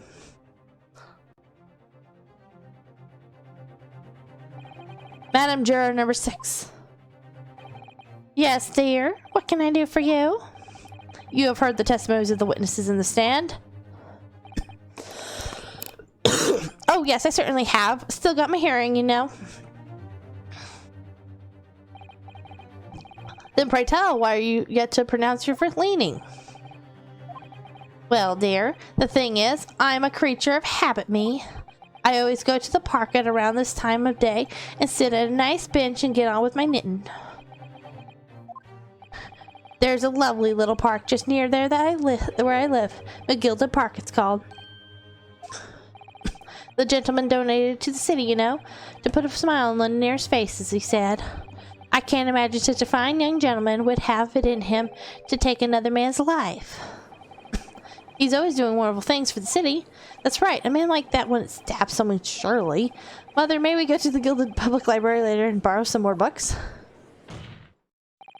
How many Londoners live with their heads in the clouds? Do you people not know what kind of a man Magnus McGilded really is? What kind of man is he? The philanthropist Magnus McGilded has enough wealth to purchase the entire city he claims to value so high. But where did all that wealth come from? Your client is a Shylock, sir, one with the very darkest of souls. What? Stone the crows! McGilded lends money at extortionate rates of interest, so his victims have no hope of repaying him.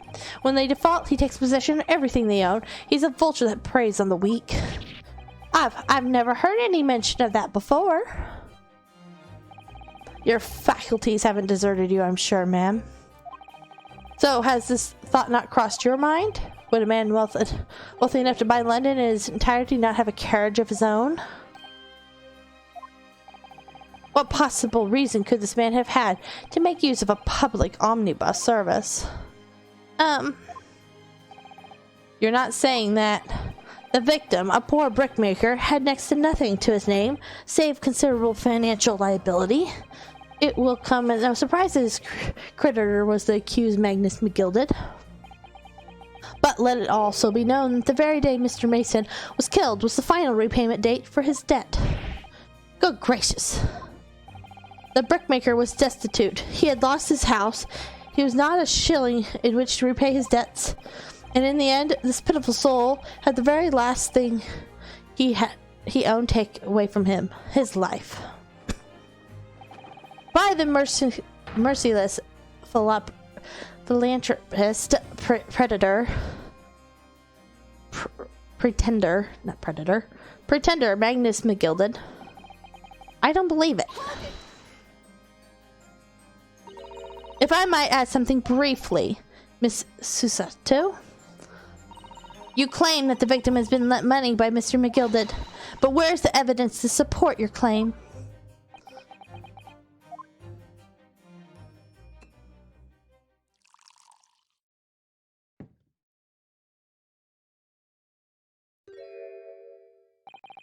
Pray forgive the discourtesy of refilling my hollowed chalice in a court of law. There it is. Lord Van Zeek's hollowed chalice. How can this be considered acceptable? But I find myself in unexpectedly good humor. I had heard ladies from the Far East could show great courage, but I didn't expect to experience myself. Ah. As a judicial assistant to the defense, I'm simply doing my job. What a pity that your display of courage is in vain. This is the debtor's ledger, which details all monies loaned by the accuser.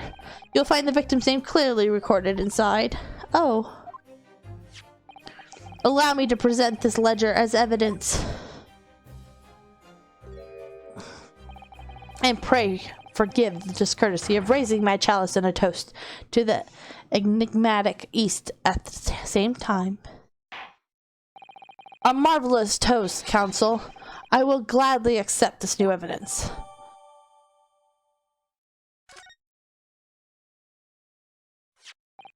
Ah, yes, 20 guineas. The victim owed a considerable sum, and the accursed made quite certain he had ample recompensance. Well, it would seem I've had the wool pulled over my eyes. Uh-oh, she's grumpy now. Regrettably, madam, this is the modus operandi of the accused. And it's such a pretty little park, too. What a scoundrel. Uh-oh. Still? Maybe it's all for the best. Wait a minute. Let's think about this a little more before I don't stand for nonsense. Uh-oh. Are we supposed to lose this one, I wonder?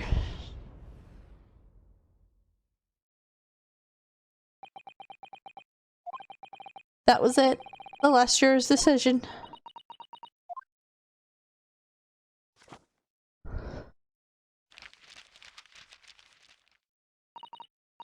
According to this Encyclopedia of British Law, when all members of the jury have concluded that the defendant is guilty, Court proceedings are suspended, and the presiding judge will deliver the final verdict and sentence.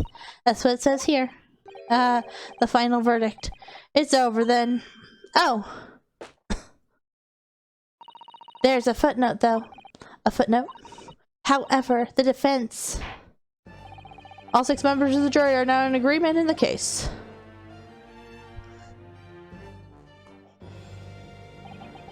Allow me to convey my respect for your swift and righteous decision. According to the law of this country, I will now conclude the trial by delivering my final verdict. I trust there are no objections. Miss Susato, just tell me one thing. Oh, yes. You were in the middle of saying something before. The phone in your Encyclopedia of British Law. However, the defense... What did it say next? Oh, yes, of course. One moment. When all members of the jury have concluded the defense is guilty, defendant is the court proceedings are suspended, and the presiding judge will deliver the final verdict and sentence.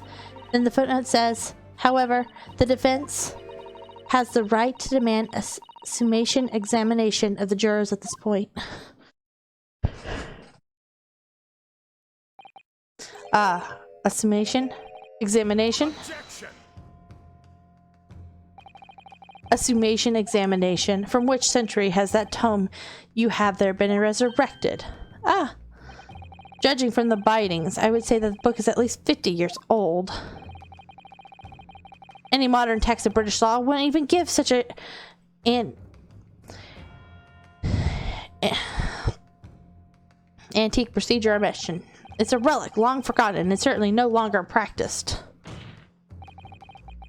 So you're out of luck. Oh.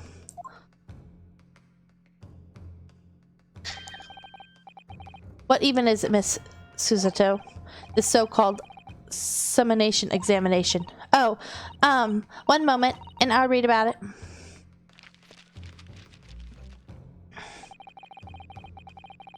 You would demand the right to a procedure before you even understand what it entails? Huh, typical Nipponese.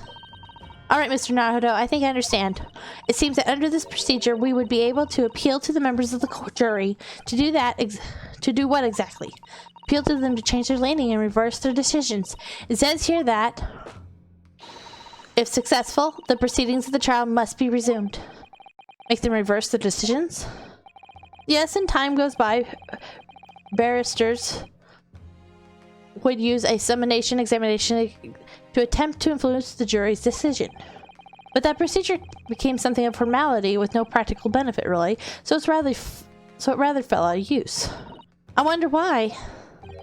Because it was devoid of purpose. Changing just one member of the jury's mind would be hard enough, let alone several. No self-respecting defendant barrister would even assert his right to try in this day and age. Still, I don't see any mention of the procedure actually being formally revoked. What are you suggesting?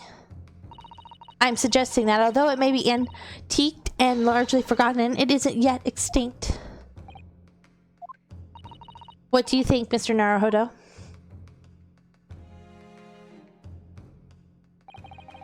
A summonation examination, our last possible option. We do assert our right to carry it out or admit defeat. We're gonna do our right, of course. The defense wishes to assert its right to a summonation examination, my lord. Objection! London is the capital city of the most powerful nation on earth.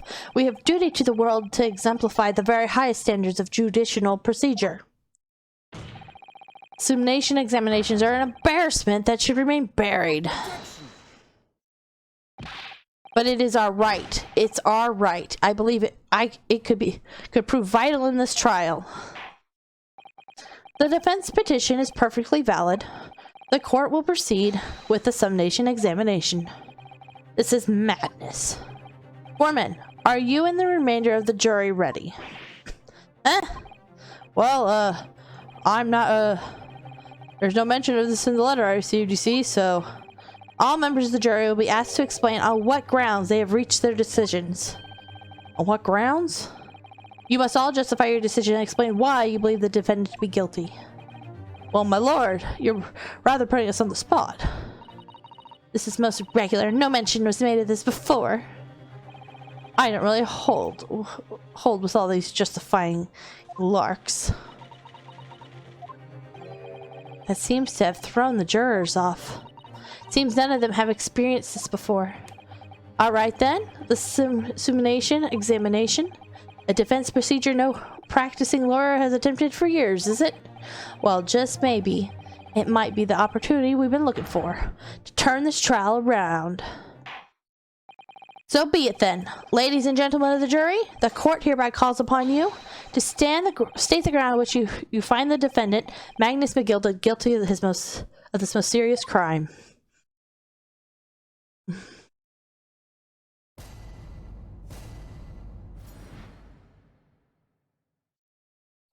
Alright. There was no one else inside the carriage at the time, so it has to have been him.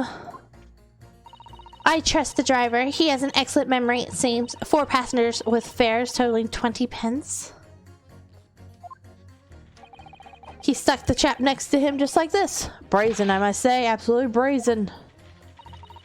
I simply typed and collated all the statements made thus far and drawn a logical conclusion. You can trust the guild. Fair, fair.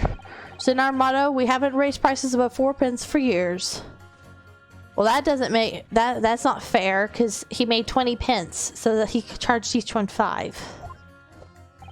The scoundrel stabbing the poor man on the floor. It beggars belief. That's... Okay, I'm gonna knock 3 of them at least, just by questioning the driver.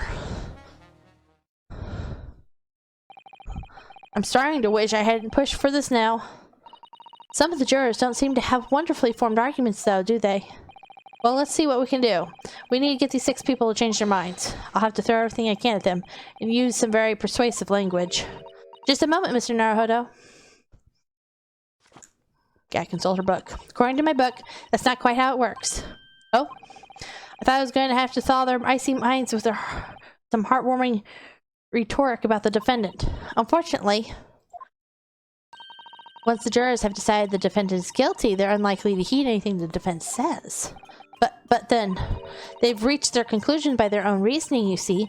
Your pleas will sound like excuses. In fact, it could recoil on you. The more you try to persuade them, the more entrenched they may become. Then what on earth am I supposed to do? Oh dear, I'm just citing what I've read about the British law, Mr. Naruhodo. Right, I'm sorry. Do you have any ideas how to make this work then? Well, from what I can understand, the key to this procedure is using the jurors' own words to make your arguments. What do you mean? Well, the 6 members of the jurors are randomly selected members of the public. They may appear to present a uniform front, but the truth is, they are completely strangers who just happen to find themselves here in the courtroom together.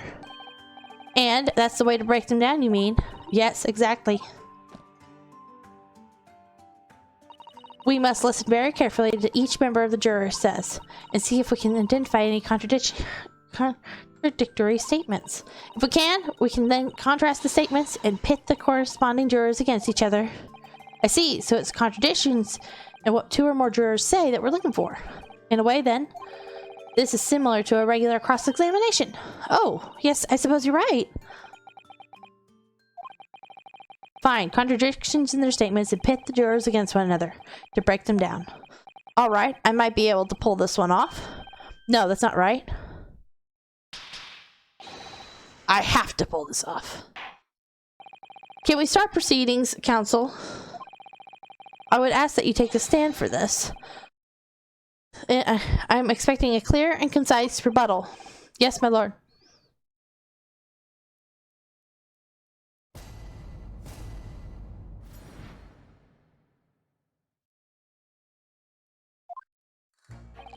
There was no one else inside the carriage at the time, so it has to have been him. Hold it! Certainly, the testimonies we've heard suggest that the victims of Mr. McGilda were alone inside the carriage. Precisely my point, but could there have been some other explanation, something we haven't considered yet? Such as?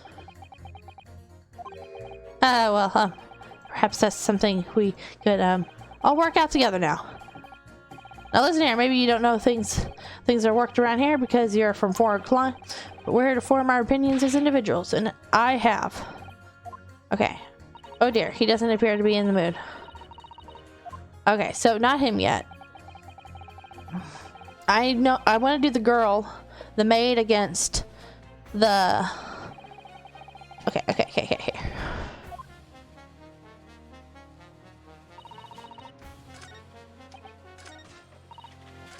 I want to go against him.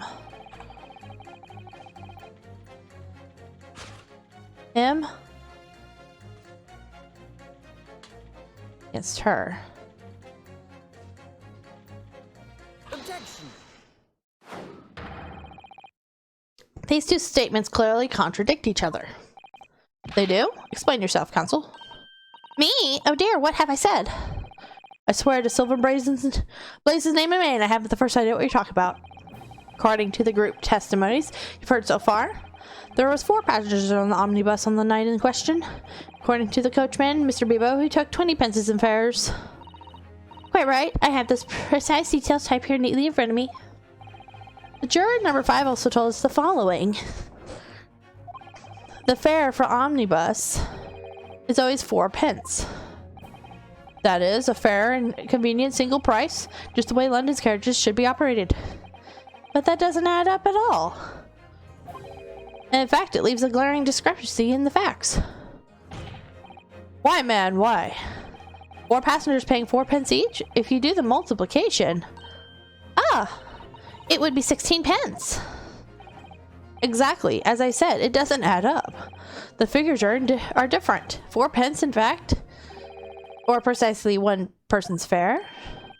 1 person's fare? Oh, so there's an extra person. Yes, in other words, on the omnibus that night, it's distinctly possible there was another passenger we've heard nothing about. Good gracious. I thought maybe he was cheating him out of money, but okay. This can't be right. The coachmen of the guild are good and honest men, one and all. Trustworthiness is our watchword. The figures your coachman claim most certainly do not add up. Your watchword, good sir, is a fallacy. I beg your pardon? Mr. Guildmaster, I think you ought to consider that if this trial were to end now, the news will surely spread all over London.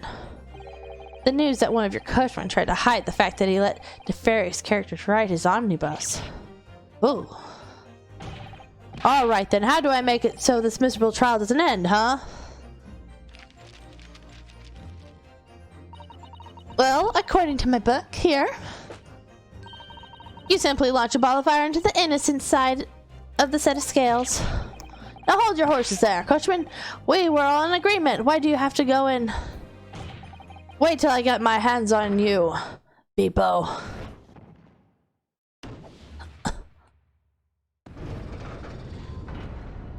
Yeah, we got one. Oh, this is all very irritating. Begging your pardon, sir. I'm going to do the same.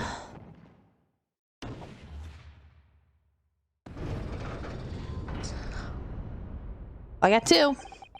For the love of Mike, not you as well. A penny can be a difference between a smile and a tear, after all. I certainly can't put my trust in someone who doesn't follow my exacting standards in financial matters. Oh, really? I, for one, think it's only proper that we hear from the witness again. Oh, well done, Mr. Naruhodo, you did it! If we can manage to change 2 more jurors' minds, we can force the trial to continue. 2 more, actually. There is something else that bothered me about a couple there.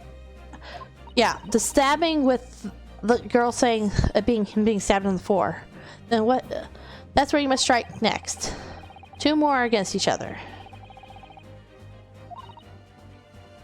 Exactly, you can do it.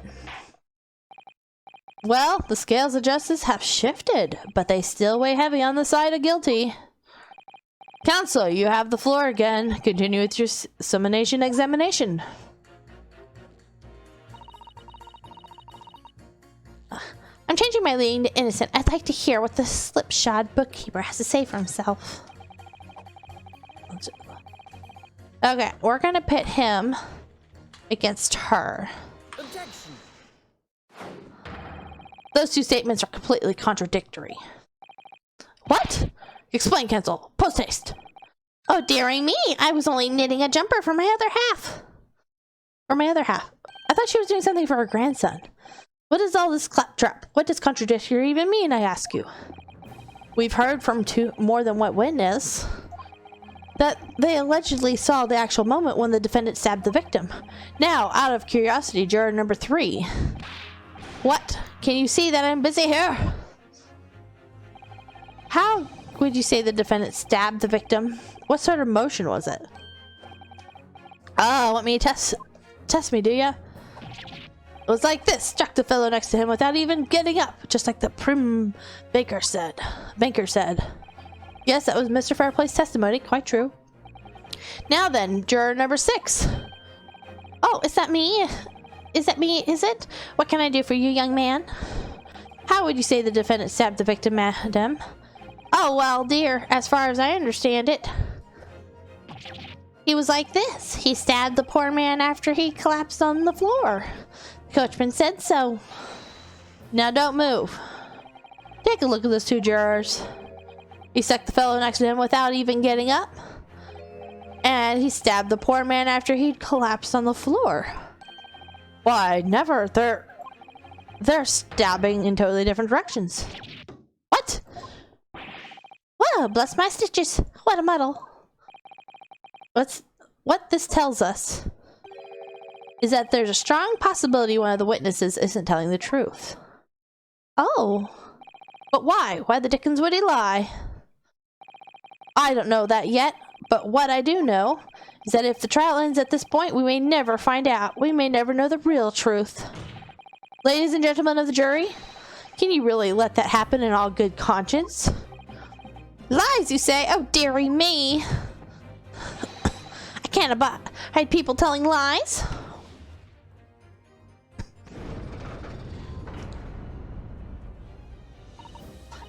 The scales. I don't believe it. Hold it. Wait. You hear this, my fellow jurors? I warn you, you cannot listen to this man. Look at him in his black suit. I wonder if it's him.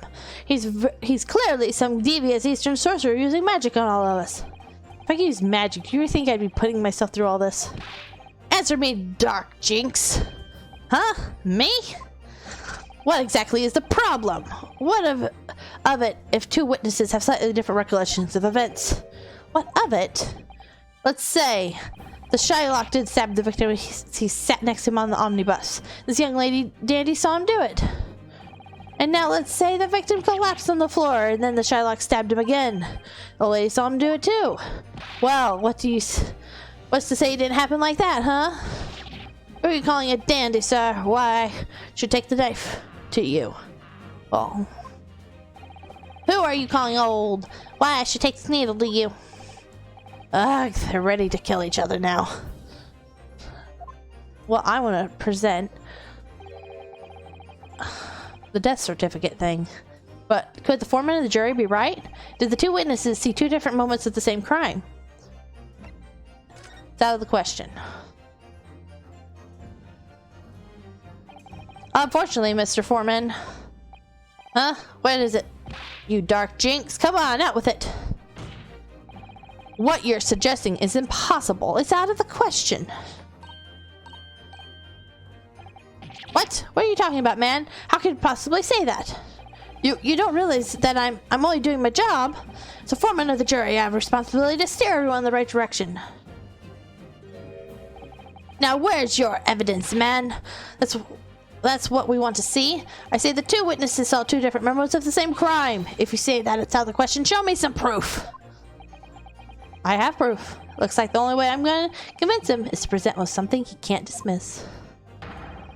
Some irrefutable hard evidence. As you wish. What? I'll give you the proof. It's out of the question that the 2 witnesses saw 2 different moments of the same crime, as proven by the autopsy report. Take that! This is the victim's autopsy report. According to what's written here, Mr. Mason was stabbed in the abdomen. Only once. Huh? Only once? It's quite simple. The victim was stabbed precisely one time. Which means these witnesses can't possibly have seen it happen 2 different times. Where's your knife now, dude? Alright, I concede defeat.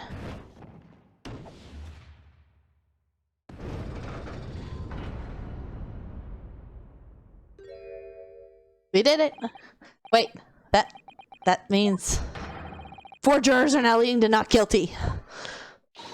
We done it, Mr. Naruhodo. We've won. What are you playing at, you dandy fool? Shut your trap, sir. No one deceives me. But we had a consensus. I said shut your trap. I know a liar when I see one. And if the chap ever dares to cross the threshold of my shop, I'll take this razor-sharp blade and shave every last hair off his head. You're a creepy dude. Please tell me he's a barber. Well, in a quite remarkable turn of events, the defense summation examination has flipped the balance of the scales of justice. The jurors now stand on 2 for guilty and 4 not guilty. Accordingly, there is no longer a large enough majority among the jurors for me to adjudicate. The trial must continue. I hereby ask the defense, prosecution, and witness to return to their places and call upon all of you to continue to pursue the truth.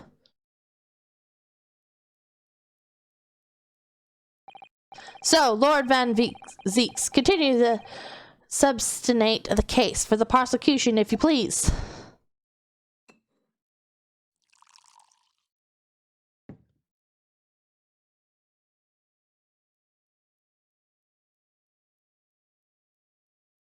You remind me of Coffee Dude a little bit. He had a drink too. Are you gonna throw this one at me? Uh-oh. He just broke it. Having savored the rich aroma of the carmine contents this hallowed chalice, it may seem crass to crush its dust. Pray forgive the discourtesy. Lord Van Zeeks. Brr, is it cold in here? Or is it just me? As your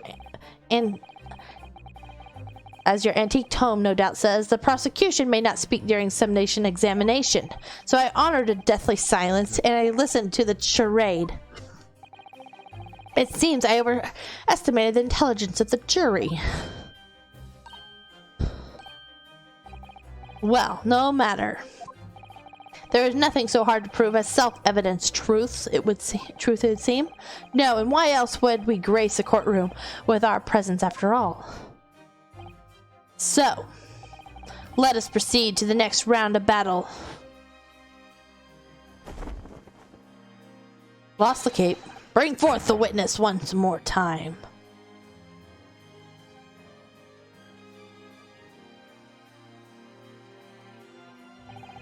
Witnesses!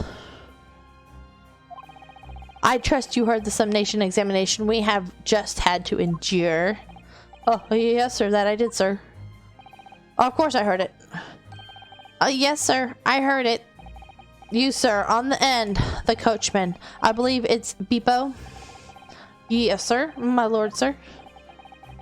If it transpires that in your previous testimony you were attempting to veil the presence of a 5th passenger on your omnibus, you will be found guilty of perjury. You are advised to bear that in mind, sir. Oh mio dio. Moi doyo? Probably saying that wrong. Now then, witnesses, I hereby call on you to testify before the court again. You'll explain the various misgivings brought to our attention by the defense summation examination.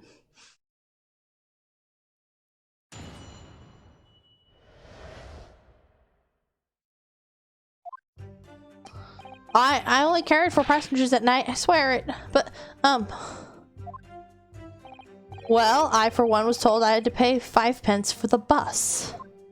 Oh, he cheated him. He fiddled us and the ferry did, and I saw that blood-curdling sight as well. It's all too much. I tell you, I saw McGilded stab that man. Everything I said before stands. Oh, yes, he stabbed him. Yes, he did. I think so, yes. Counsel, make sense of this for me, please. Phantom fifth passenger conjured into existence by my learned Eastern friend never existed. The confusion has arisen from the coachman's sly little cozenage. Beepo, explain yourself. I'm terribly sorry, Guildmaster.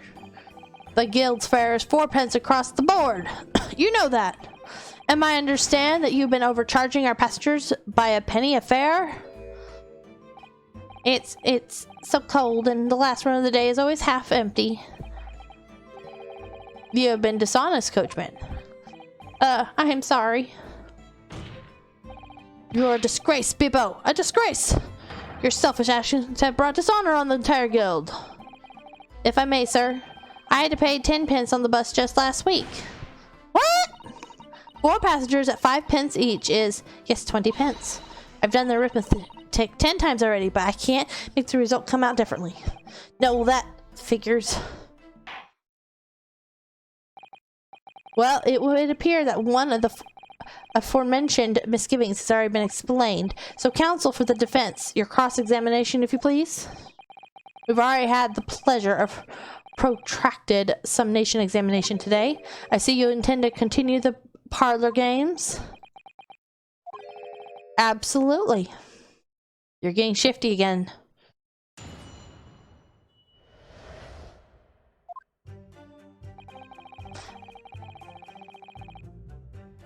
Okay, let's press them. So, there were only 4 passengers on your carriage, but you didn't charge them the standard 4p fare. Is that right? It's impossible to make the last run of the day pay. I was so cold, it was all I could do to stop myself from passing out. I'm getting chill brain just listening to you. It was terrible, so I wanted to give myself a pat on the back for even keeping the bus running. Doesn't a dedicated coachman deserve a better penny, an extra penny per passenger? I'm sure no one else is being shifty. You're digging a deeper hole for yourself here. If only there had been a 5th passenger on the bus. His band always falls down because I think Cosmo was had a bigger arm. Keeps having to fix it. Then he would have had another suspect. Well, I for one was told I had to pay 5p for the bus. Does that mean everyone on board that night paid 5p instead of 4? Well, I paid 5p too, sir. And I just told you that I did. A flat fare 5p across the board. It's not something to be proud of. So-called discrepancy my learned friend identified. It's nothing of the sort. Much like the phantom killer you so desperately needed is gone. Dead and buried.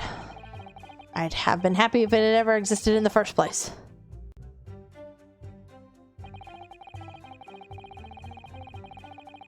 He fiddles on the fairy den, and then I saw that blood-curdling sight as well. This blood-curdling sight. You mean the martyr, I presume? Yes, sir. A loathsome sight. No one should have to witness the horror in the eyes of a man the moment his life is taken. Oh, well, not exactly, sir. I mean, I didn't actually see the exact moment the gent was stabbed. Good gracious. Really? We have another witness who did, however. The banker has already testified to it. But Mr. First didn't actually see the point at which the victim was killed. It may turn out to be very significant. I heard the banker gent next to me take a sharp intake of breath. See, that's when I looked through the glass. That's when I saw the horrible blade poking out of his belly all covered in blood. Every time I see a knife now, I can't help screaming, even when I'm eating. Banker? I tell you saw him stabbed. Okay. So you saw the defendant, Mr. Gilded, stab the victim, Mr. Mason, who was sitting next to him. That's what I said, isn't it? It was bothering me before. This was. For just a brief moment, he hesitated before answering the question. Anyway, there was only 2 of them inside the carriage, wasn't it? There's been much talk of the 5th passenger, but as of yet, 0 evidence. Then what are we wasting all this time for, eh? It's black and white. The man's guilty. Something about Mr. Fairplay's testimony just jars with me. Wish I could work out what it was. Okay.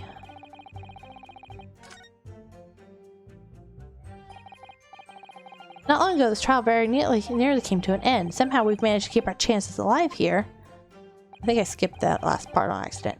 Can't waste this cross-examination. I have to use it to bring some new facts to light. If you're not useful when you press these witnesses, the danger is that the jury will end up believing something unhelpful as they did before. Maybe, but we can't let the fear of that happening stop us from uncovering important information. Yes, you're so right. I need to pay careful attention here. I don't want to miss even a flicker of reaction among those witnesses. Okay.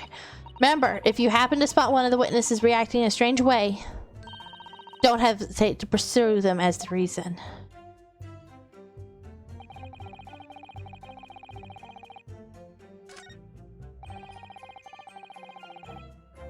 Okay.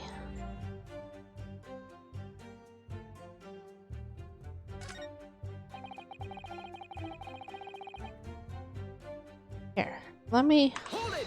Okay, press them and then see someone else's reaction.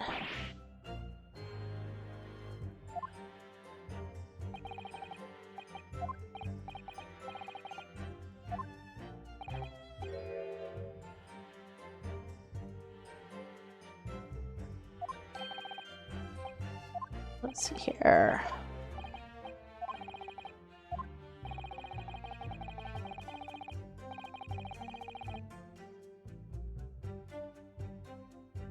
Not doing anything yet.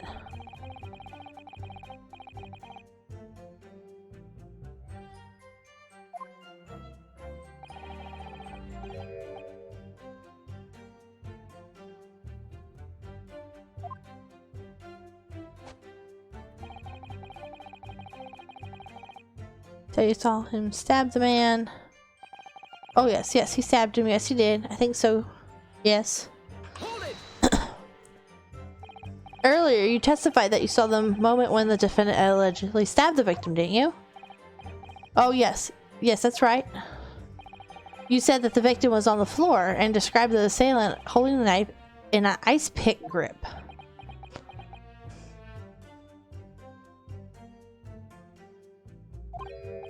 I suppose I might have, you know, yes, put the cart before the horse, maybe.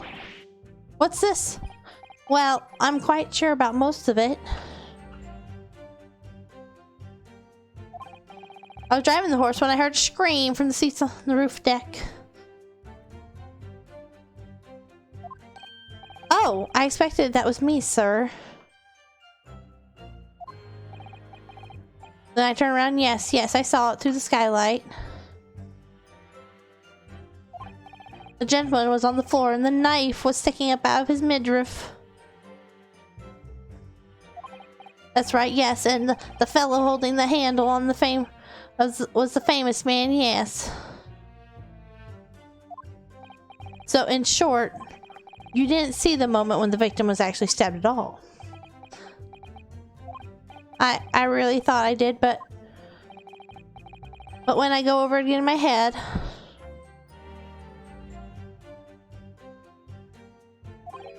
No, I suppose I didn't actually see the precise moment of the stabbing, did I? Pursue, pursue. Excuse me. Do you have something to say about that, Mr. Fairplay? Now listen to me. I know what you're thinking. He didn't really see the exact moment the fellow was stabbed. What are the chances of that? Eh? Are you asking me or telling me? He's getting flustered. Might be able to extract some new information from him if I answer him cleverly. Could he have just happened to see the exact moment the crime was committed? We're gonna go no chance. Well, it is a little hard to believe, certainly. Unless you spent your time peeping through a skylight on top of the omnibus, that is. Peeping? I'm a responsible city baker, I'll have you know. And I know what I saw. I remember it as clear as a Ballarat day. It was a grim scene, I don't mind telling you. Thank you, Mr. Fairplay. Oh, excuse me if I was getting a little hot under the collar there, my lord. I would ask you to supplement your testimony with a clear statement about what exactly you saw. Oh, I can do that all right. I'll tell you just how grim it was. Do y'all think I forgot the sight of those blood-soaked hands after that butcher stabbed the man? Well, only one hand was blood-soaked. Ahem. Well, perhaps soaked is laying on a little thick, but anyway, there was definitely blood all over them. Both of them are covered in it. No, it wasn't. And you saw that from the roof through the skylight? Well, the skylight's reasonably large, so I had a pretty good view. And there was a lamp on inside the carriage as well, so I'm quite sure of what I saw. Huh, this is Banker's latest statement. I feel sure there's something not quite right about it. When you feel something doesn't add up, Mr. Naruhodo, that's when you should have a good look through the court record. Not long ago, this trial very nearly came to an end. Yep. If you're not careful when you press... Yep. We've already done this part. Yep. Let me get through.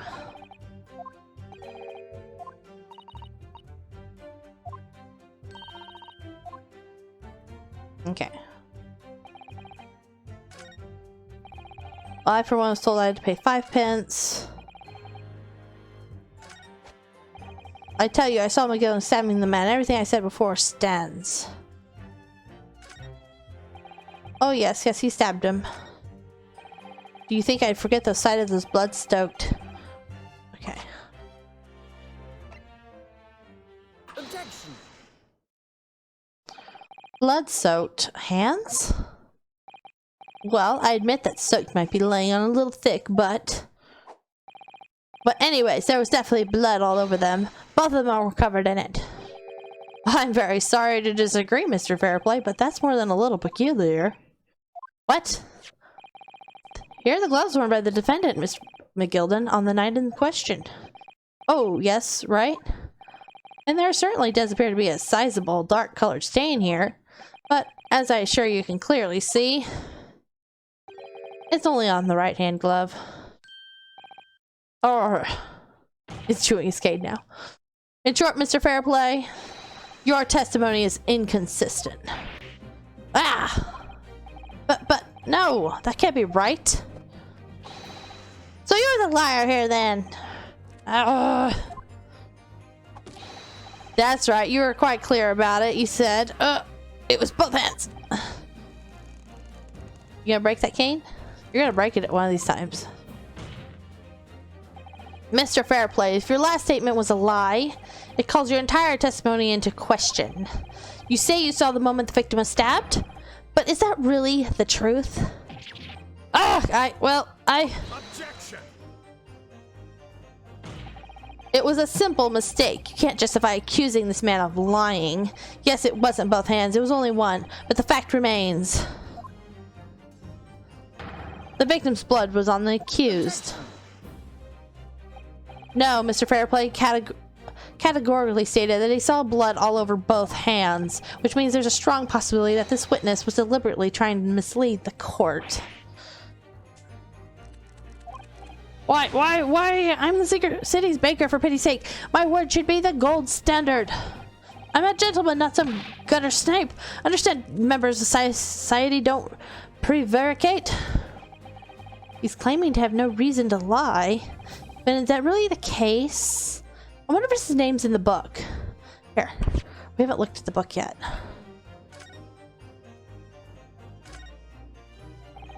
This portfolio must contain all sorts of secrets of London's gentry. Oh dear, do you really think we ought to look inside? Well, it's not as though we know any of London's gentry personally, is it? Apart from our great detective friend, perhaps? Actually, I wonder. Sure, you'll not find Mr. Sholm's name inside. Well, let's see what we find. What about Mr. Fairplay's in here?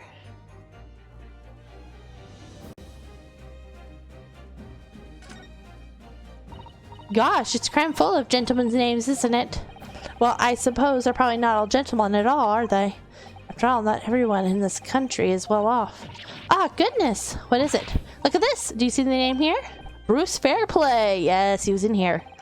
Should that mean something to me? It does sound strangely familiar, actually.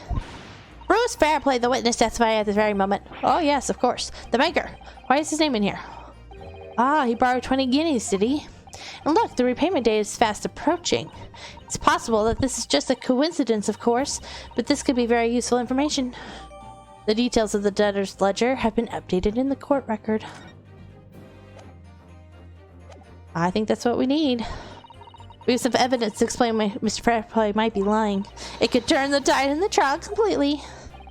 Something to show this man has compelling reason to lie in his testimony. I have evidence. My lord. Yes, counsel? The defense is ready to present evidence. By Jove, are you sure? Yes, evidence that would clearly demonstrate why Mr. Fairplay had reason to lie in his testimony. Ah!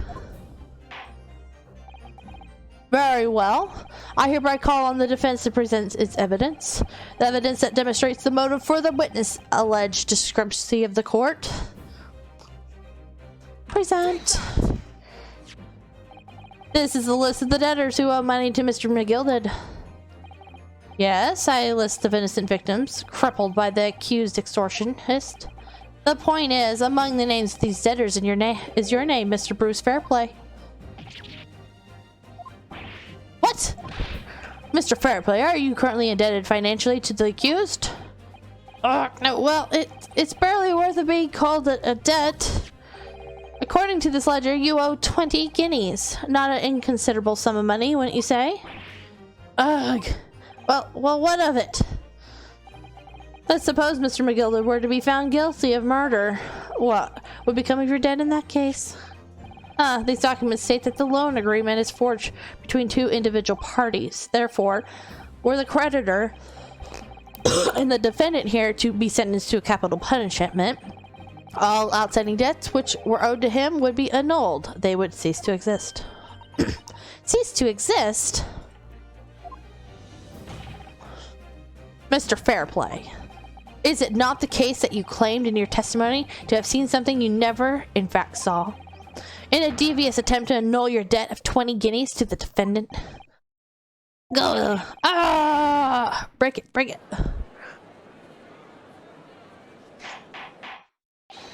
Order, order, order! Mr. Bruce Fairplay. Yes, my lord. Let me ask you again, and be aware that your answers may have most serious implications upon your future, sir. Grr. Did you or did you not see the precise moment in time in which the defendant is alleged to have thrust the knife into the victim?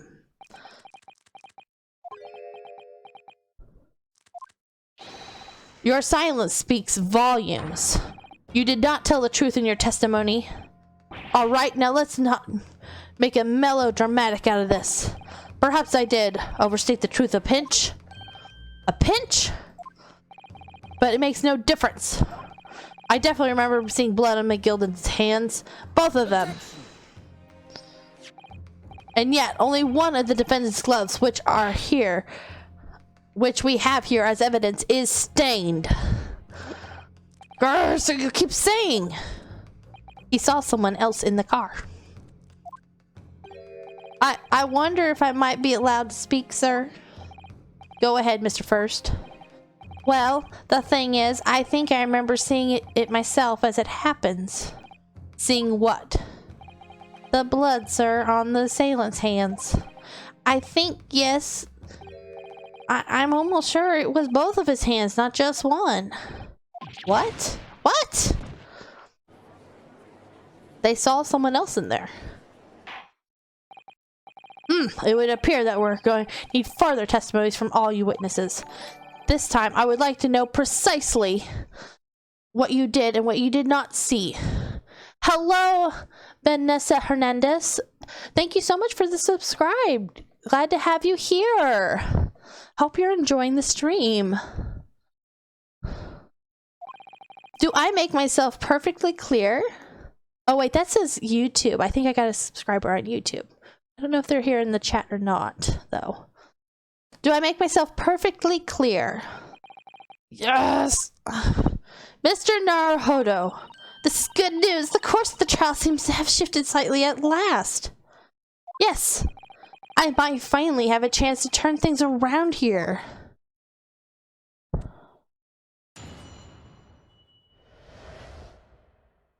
What the witness really saw. My, this is a long chapter. Goodness, I hope I can get it done before my little one gets back home. There was blood on both hands of the assailant. I sincerely and distinctly remember that. However, I suppose you might say that I didn't see the exact moment the stabbing transpired, if that matters. I remember seeing the knife, and I remember seeing both of the attackers' hands with blood on them. I didn't actually see anything myself, no, not until I heard the scream. Anyway, the fact remains, there can't have been anyone else inside the carriage, or else we would have seen.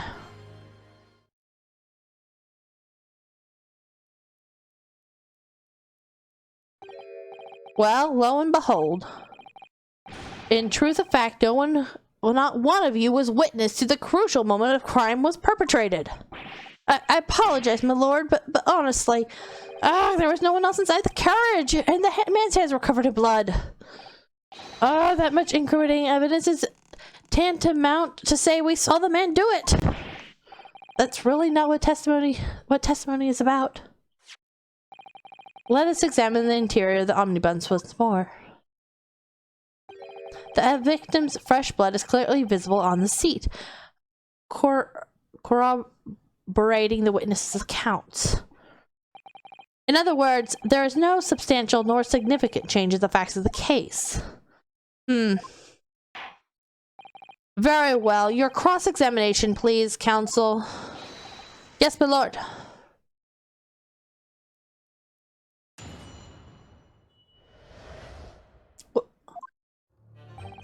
There was blood on both hands of the assailant. Hold it! No, the evidence tells us otherwise. We have the gloves that the defendant was wearing on the night in question in the court records. I'm well aware of that, sir, but nevertheless, I know what I saw and I stand by it. The man had blood on both his hands. He's defiant, even in the face of a hard evidence. He steadfastly refused to admit that he might be mistaken about what he saw. But why? Because he saw the truth. On that, your reasoning is dire. One hand or two, the salient points remains unchanged. Minutes after the grim crime, the victim's blood dripped guiltily from the accused's fingers. However, I suppose you might say that it did not see the exact moment. Hold it! Don't try to downplay this. Whether or not you saw the exact moment of the crime is a matter of fundamental importance as well, you know. But for crying out loud, we all know that no one else could have possibly have done it. It was just trying to save us all some time. You have a loan of 20 guineas outstanding with the defendant, do you not? Had you hoped to release yourself from the financial burden by ensuring the defendant was found guilty? Well, that's not entirely not what I was hoping for. Just a little... It was just a lost guinea or 10 when I backed the wrong horse in the derby, that's all. I was going to win all back. There's a fixture this weekend. That's a thing, sure thing. A little guinea or 10. I'm a banker. No one bats an eye if I borrow a little spending money for the weekend. I think you may have revealed rather more about your character than you bargained for, sir. This witness' scruples are not on trial here. Proceed to the next witness. Is that really how it's supposed to work? I remember seeing the knife and I remember seeing both of the attacker's hands with blood on them. Hold it! You definitely saw that too. Both blood on both hands. Yes, sir. I mean, I know what you're going to say. Only one of Mr. McGill's gloves had any signs of blood on it. That's right. the thing is, as far as I remember, sir, when I looked down and saw Mr. McGill sitting beside the other fellow, I don't believe he was wearing any gloves, sir. He wasn't wearing these gloves. That's correct, sir, and I saw the blood on both his bare hands quite clearly. It's true that the dark-colored stain on the dark leather gloves wouldn't have been easy to see. I should point out that the police officer who apprehended the accused on the night in question reported that there was no trace of blood on the Miss McGilded's gloved hands. There wasn't blood on his hands? This is puzzling indeed. This must be significant somehow. I'm sure of it. I didn't actually see anything myself. No, not until I heard that scream. You didn't see anything? Oh, yes, sir. That is to say, no, sir, I didn't. Very sorry about what I said before, sir. Very sorry, yes. It was very wrong of me to make up stories and say I saw him stab the man. Wouldn't you agree, sir? I know what you're insinuating, but I certainly wasn't making up stories. Still, to say you saw nothing isn't right either, is it? No, sir, no. I saw nothing at all. Mr. Bebo, you are driving your horses. At the very least, you must have enjoyed a good view of London streets, no?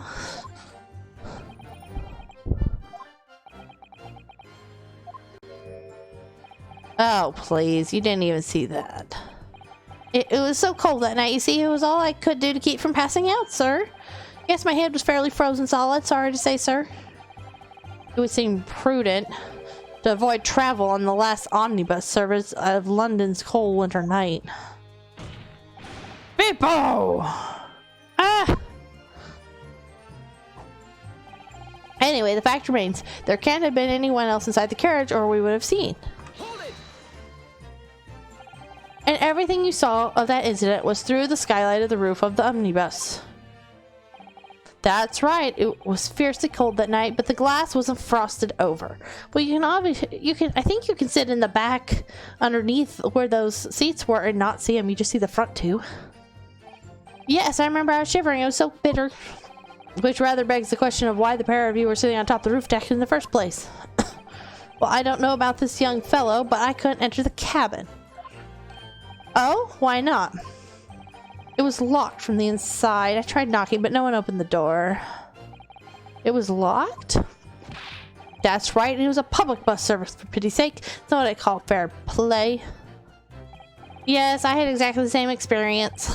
I tried knocking, but the gent side had gestured for me to clear off, so I had no choice but to climb up to the roof deck and look down longingly into the warm cabin below. But I can assure you I wasn't just looking down, I was glaring long and hard. And that's precisely why I can tell you with absolute confidence that if there was anyone else at all in that cabin, I would have noticed. Unequivocal, I would say. I'm unsure about these two witnesses. Could they really have seen everything inside the cabin through the skylight? No? They can't see the seats underneath them. Allow me to confirm one thing, Mr. Fairplay. You were riding this omnibus and witnessed the events in the cabin through the skylight and the floor of the upper deck. Is that right? That's right, yes. In that case, there's a portion of the cabin interior that would have been out of sight from you. What? By golly, really? Obviously, at this stage, we can't say for sure. But the possibility can't be denied that at the time of the incident, there could have been another passenger in the enclosed cabin of the omnibus. Objection. Enough hypothetical meandering, my Nipponese friend. The prosecution demands that you substantiate your claims. After all, the scene of the crime is here in the flesh. Very well, I will uphold the prosecution's demands. You will identify the area on this cross-sectional plane of the omnibus. Where exactly is the omnibus are you suggesting that this potential extra passenger could have been situated?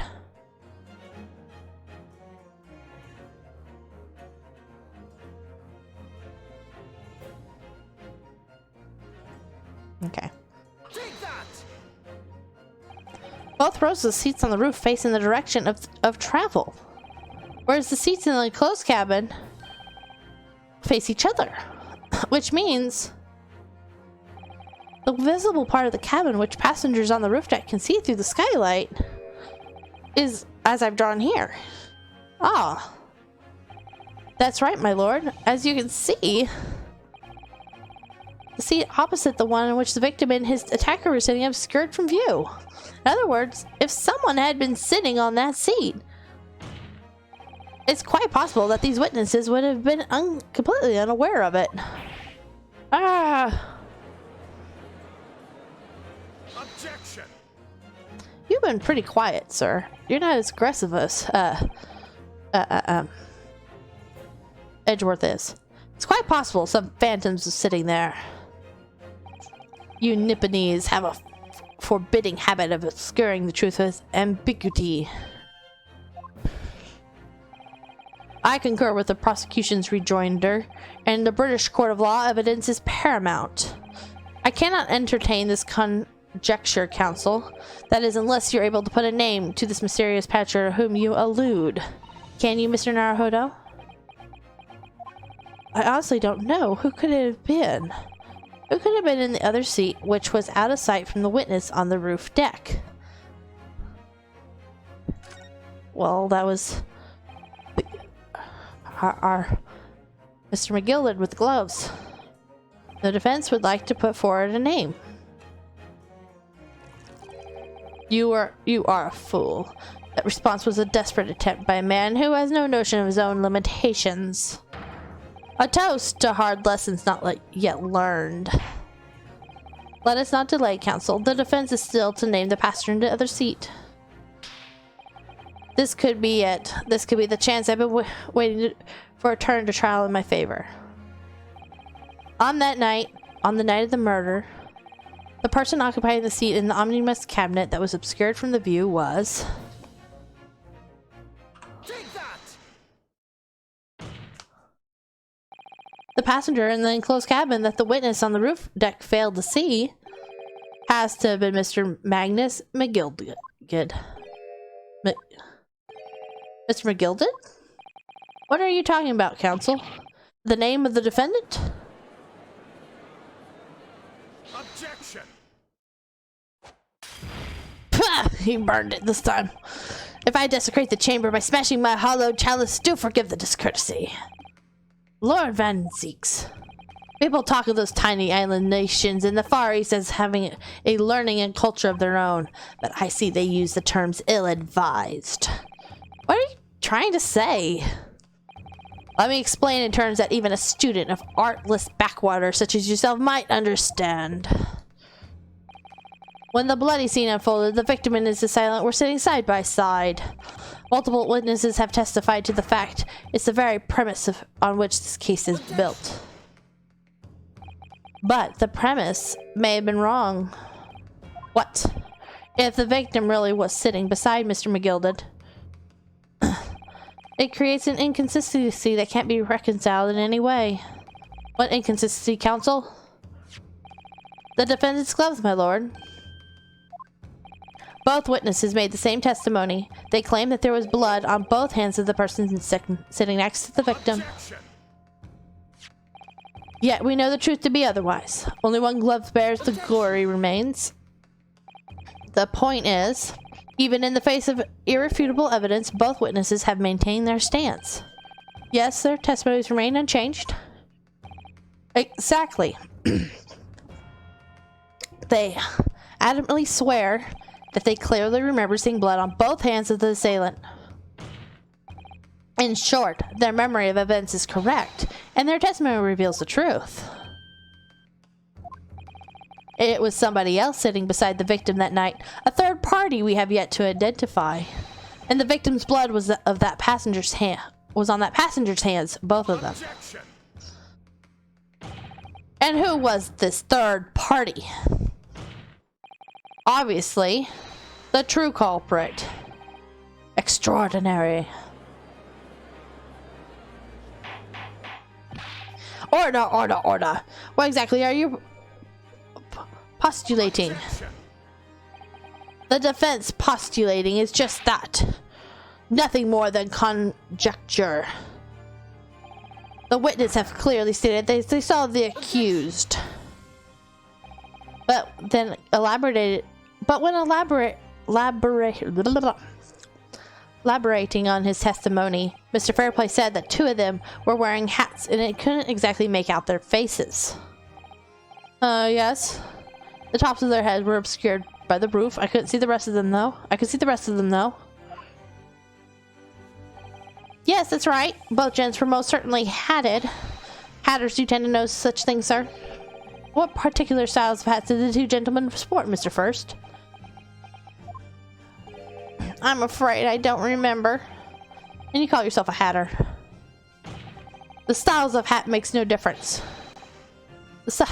There was no third passenger in that cabin. How can you be so sure? Because if there had been, the accused Mr. McGilded would undoubtedly have offered to dispose the fact.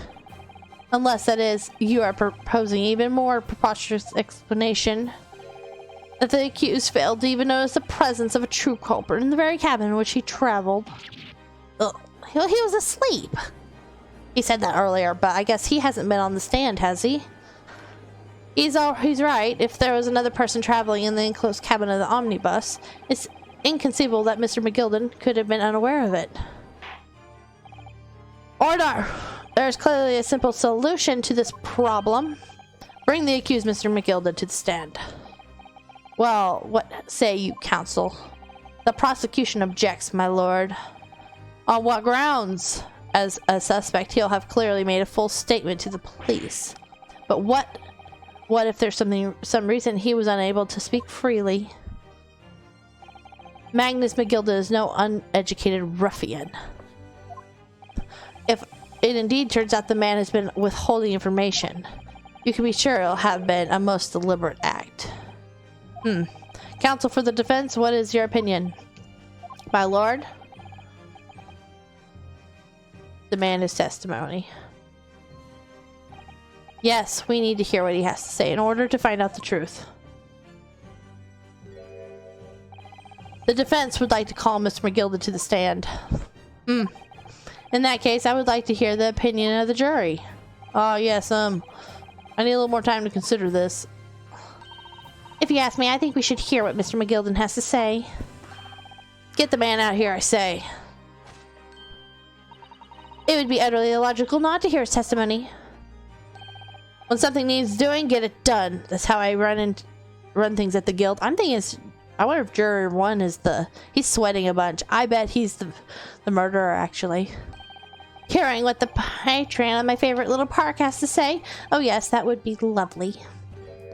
I think it's him. It was a man of small stature. He's with a hat. And he has the button suit and everything, too. I think he's our murderer. Yes, the jury says the man must be heard. Very well, the court will hear the defendant's testimony. Bafflin, show the defendant to the stand at once.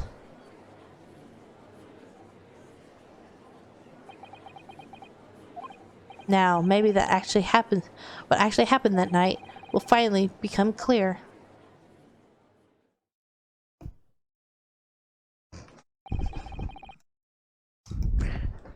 I'm gonna have to take a short break. My little one is back. Actually, I think end the stream is pretty long. So we will resume this next time, okay? Bye, everyone!